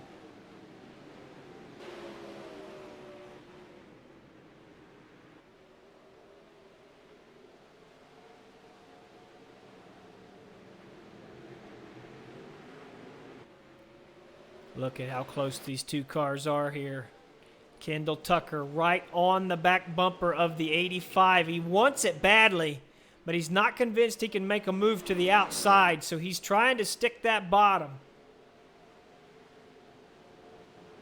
I would love to check on the guys a little farther back, but this could be the determining factor in who wins this race. As soon as I change the camera, something's going to happen because we've got the top three. Nose to tail here. Edens, the only one willing to try something different at the moment. He heads to the high side of the racetrack. We'll see if he's able to make anything of it. He's not losing time. So the bottom is starting to go away. He's not exactly making any time either. You see, he's not entering on the cushion now. Schell slips off of turn 4. That gave Tucker a look. Tucker, once again, trying to force his way to the inside of the 85. But Schell is holding the bottom pretty well. And that force actually gave Edens a look around the outside. James Edens starting to make the outside of this track work as the bottom side wears out. Tyler Schell has got to hit his marks perfectly here in the final few laps of this race to be able to hold off Swindell Speed Labs number 52, James Edens.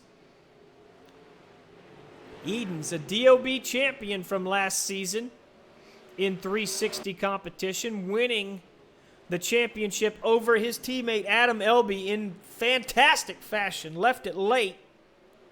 Edens to the outside. He cleared him. He's going to try to get back to the bottom, but you saw he wasn't able to hold it. So to the top goes James Edens once more. Schell trying to make a charge this time. Edens refuses to stay on the bottom. Tyler Schell tries to follow him. That gives Kendall Tucker a look. That's what Tucker needed. Now Tucker is clear of the 85. He's going to try to hook the bottom and get back around the 52, but Edens now to the bottom and Tyler Schell to the top. Schell is going to try to replicate what Edens done, But looks like he's not having as much success with it. And a caution waves. That changes everything. Trying to find what happened.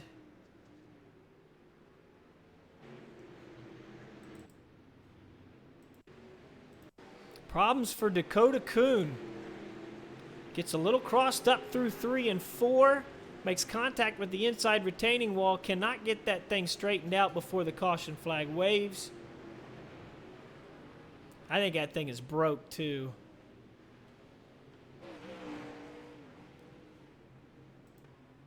And Coon has made his way into the pits.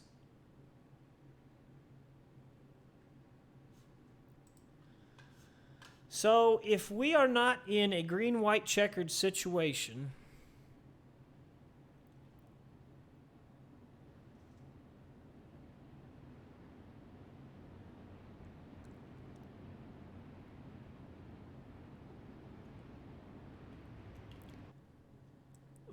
it's close. Lap 51 is the white flag lap. We might have a natural green-white checkered here. James Edens is our race leader. Kendall Tucker up 8 spots to second. Tyler Schell currently in third. Steinke and Thomas round out our top 5. Shea Paolo, the hard charger, up 16 spots to 6th.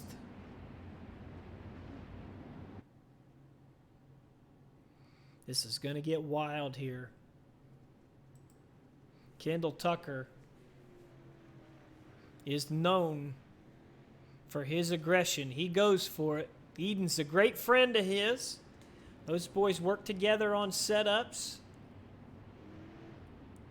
But still, the bragging rights are on the line. This is a natural green-white checkered. So if we have a caution before the leader takes the white flag, then we will have another green-white checkered finish. But we'll see what happens right here. James Eden's going to give him green. Green-white checkered coming at you for the win at Williams Grove. Eden's out front. Hooks the bottom, but Tucker is right there.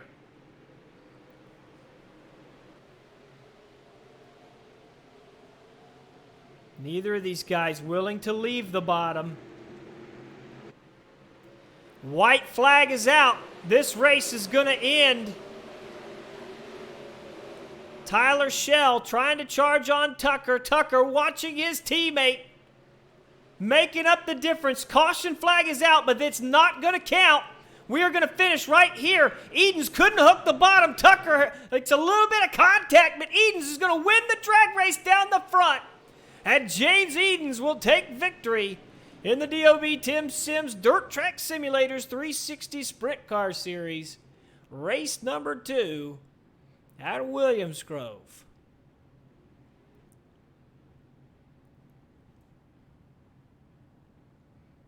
So it was a red, white, and blue car that was upside down there in turn 1, which is what brought out the yellow. I don't even know who that was. Trying to figure it out. But what's done is done. James Eden scoring a victory over teammate Kendall Tucker. Tyler Schell comes home in third in what was a battle here tonight. We're going to get these guys in Discord, get some quick interviews. Going to run a stream test here after this as well to see what we can come up with.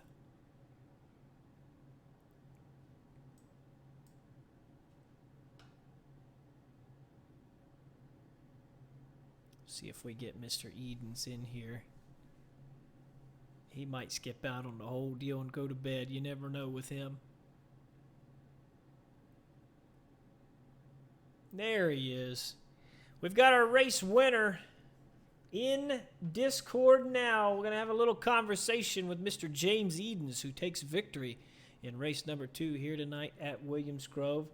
James, you had to charge your way forward there and battle it out late, You were the one guy that was willing to move up the racetrack, and it got you to the lead, and then you were able to shut these boys out. Talk about your race and how you were able to get to the front.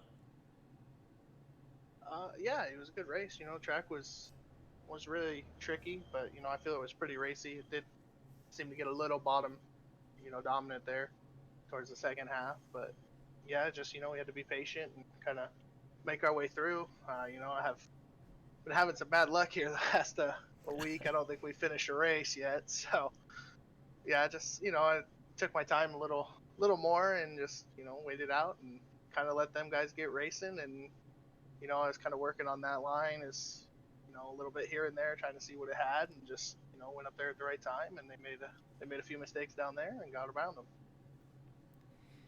And that was, I'm sure that you were very willing to head to a different line. It seemed like, especially in race number 1, the middle kind of developed there, but the bottom side seemed pretty dominant. You were able to work that slider line to get to the cushion exiting the corner, and it looked like a little bit of a mistake there from Shell opened the door for you. But what'd you think when we got that late yellow and you had your teammate Kendall Tucker right there on your back bumper? You never want to see those. I think I had a pretty good lead, and then it put him right there on me, and I kind of missed the bottom a little bit there the last couple laps, but not enough to leave the door open for him to sneak by. Yeah, it's just one of those things. It was tough. I didn't really want to see that caution because I was kind of in a rhythm and felt good. So but it's how it goes. A complicated racetrack tonight for James Edens, but he conquers it, taking home the victory in race number 2. Congratulations, my friend, and good luck going forward in the rest of the season. Yeah, thanks, sir. So let's talk to second place Kendall Tucker. Kendall charged his way forward from, what was that, 9th or 10th starting position, Kendall? You were able to work that bottom side pretty well, all the way up to second. I'm sure you wanted to kind of squeeze to the inside of James there coming off of turn number 4, but we saw that you weren't willing to to Dale Earnhardt him there. So second place, pretty happy with that? Yeah, I'd say if it was anybody else but the guy that builds my setups in these cars, they probably would have got a little bit bigger of an elbow than what I attempted to give. But nah, it was fun. He kind of left a lane down there, and I kind of just tried to make it fit. Just ran out of room down there, and I just didn't want to get into him any more than I was already about to. So just tried to grab the moisture off 4 and just make it a drag race. But just the track was just a little too burnt up, and it just wasn't enough. How tough is it to hook the bottom down there, especially when you are running 1, 2, 3 as close as you guys were? Because that was a hellacious battle there at the end of that race. Yeah, I mean this is probably my worst track on the game. I'll openly admit it in probably any car. But I was able to kind of figure out that bottom down there, and I was really getting comfortable. But I think if we could have, if the leader might not have been running the same liner, I think he found it and was running it pretty good. But I think if we might could have had a little more clean track, I think we could have just rolled on by and maybe had enough to hold on for the end because we seemed a little faster than Eden's right there. But just on the same set together and just raced as hard as we could, and it was clean. Well, it's a pretty good finish for a guy who openly admits that this is his worst track on the sim. Second place. Just a little bit shy of that victory, but congratulations on the second place finish, Kendall. Yeah, just one spot short of a win, just to make it kind of 3 for 3. Hate I wasn't able to make it to the first one, but we'll be here from now on to try and hopefully chase this championship. And just thanks to all the guys at Speed Lab, and thanks to you and Chris for putting these deals on. There you have it, second place, Kendall Tucker. Let's talk to Tyler Shell, who led a lot of this race, got out front early, and then had to give way to James Edens there late. What happened there, Tyler? The thing just started going away on you? Maybe the bottom just slicked off a little too much? Yeah, the bottom slicked off. I knew they were faster than me. I was kind of just holding on for the last 10 laps. And I made a mistake coming off 4, and James got around me. And I tried to run the line he did, and Kendall got by me, so... Whatever. They were both faster than me, so... They hit the brakes a lot, so I'm glad they did that. For as long as they did. It was very, very close. We saw Kendall get to the inside there quite a few times. You were able to hold him off. But it's got to be fun to be racing out there with those guys and everybody showing each other respect and ending that race with such style. Yeah, for sure. It's fun racing with the competition in this league, and everyone respects each other mostly. So it makes everybody keep coming back and racing getting good. So it's a lot of fun. There you have it. Third place, Tyler Shell. Congratulations, my friend, and good luck going forward. Thanks, man. I'd have to thank you for broadcasting and Chris for putting this on, and then the team, Mel's Up SimSport, and then the sponsors, Motorsports Beat, Do Products, CUTV, BS Air, and Over the Wall Photograph. There you have it. That's your top 3 from race number 2 here in DOB competition. That is the 360s from Williams Grove in the book. We've got 4 races completed already in the early portion of this season. We will be back tomorrow night from Billy Rowley's channel. It is twitch.tv/thetunacan79. He will have Wingless Wednesday for everybody tomorrow night. And then, depending on how the stream test goes, I will be back on Thursday evening for the 410s and the 305s. We are actually going to hang around here for just a moment. I want to test something here to see if I can. There's one other thing I wanted to try.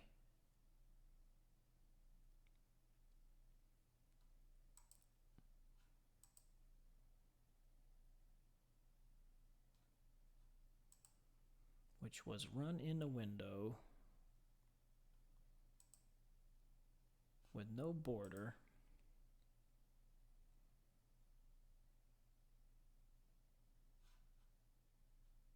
We'll find a hosted lobby. We'll make some graphical adjustments and see if we have similar problems to what we had before.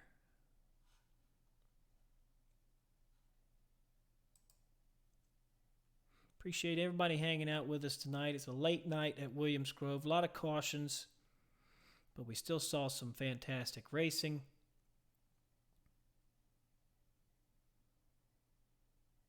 Alex Bergeron and James Edens taking victory here tonight.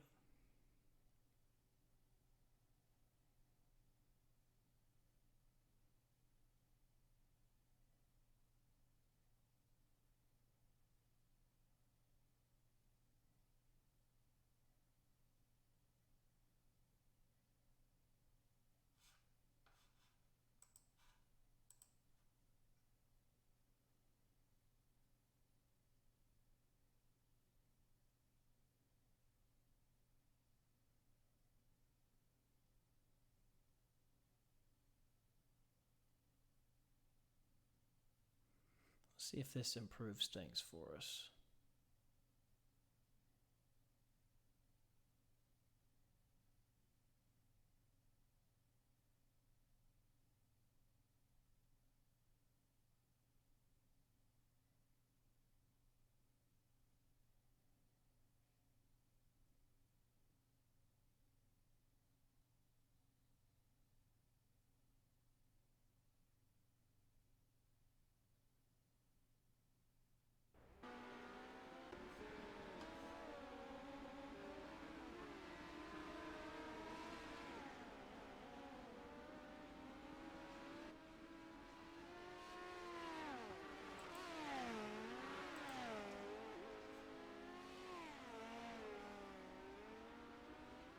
Son of a gun. There it goes.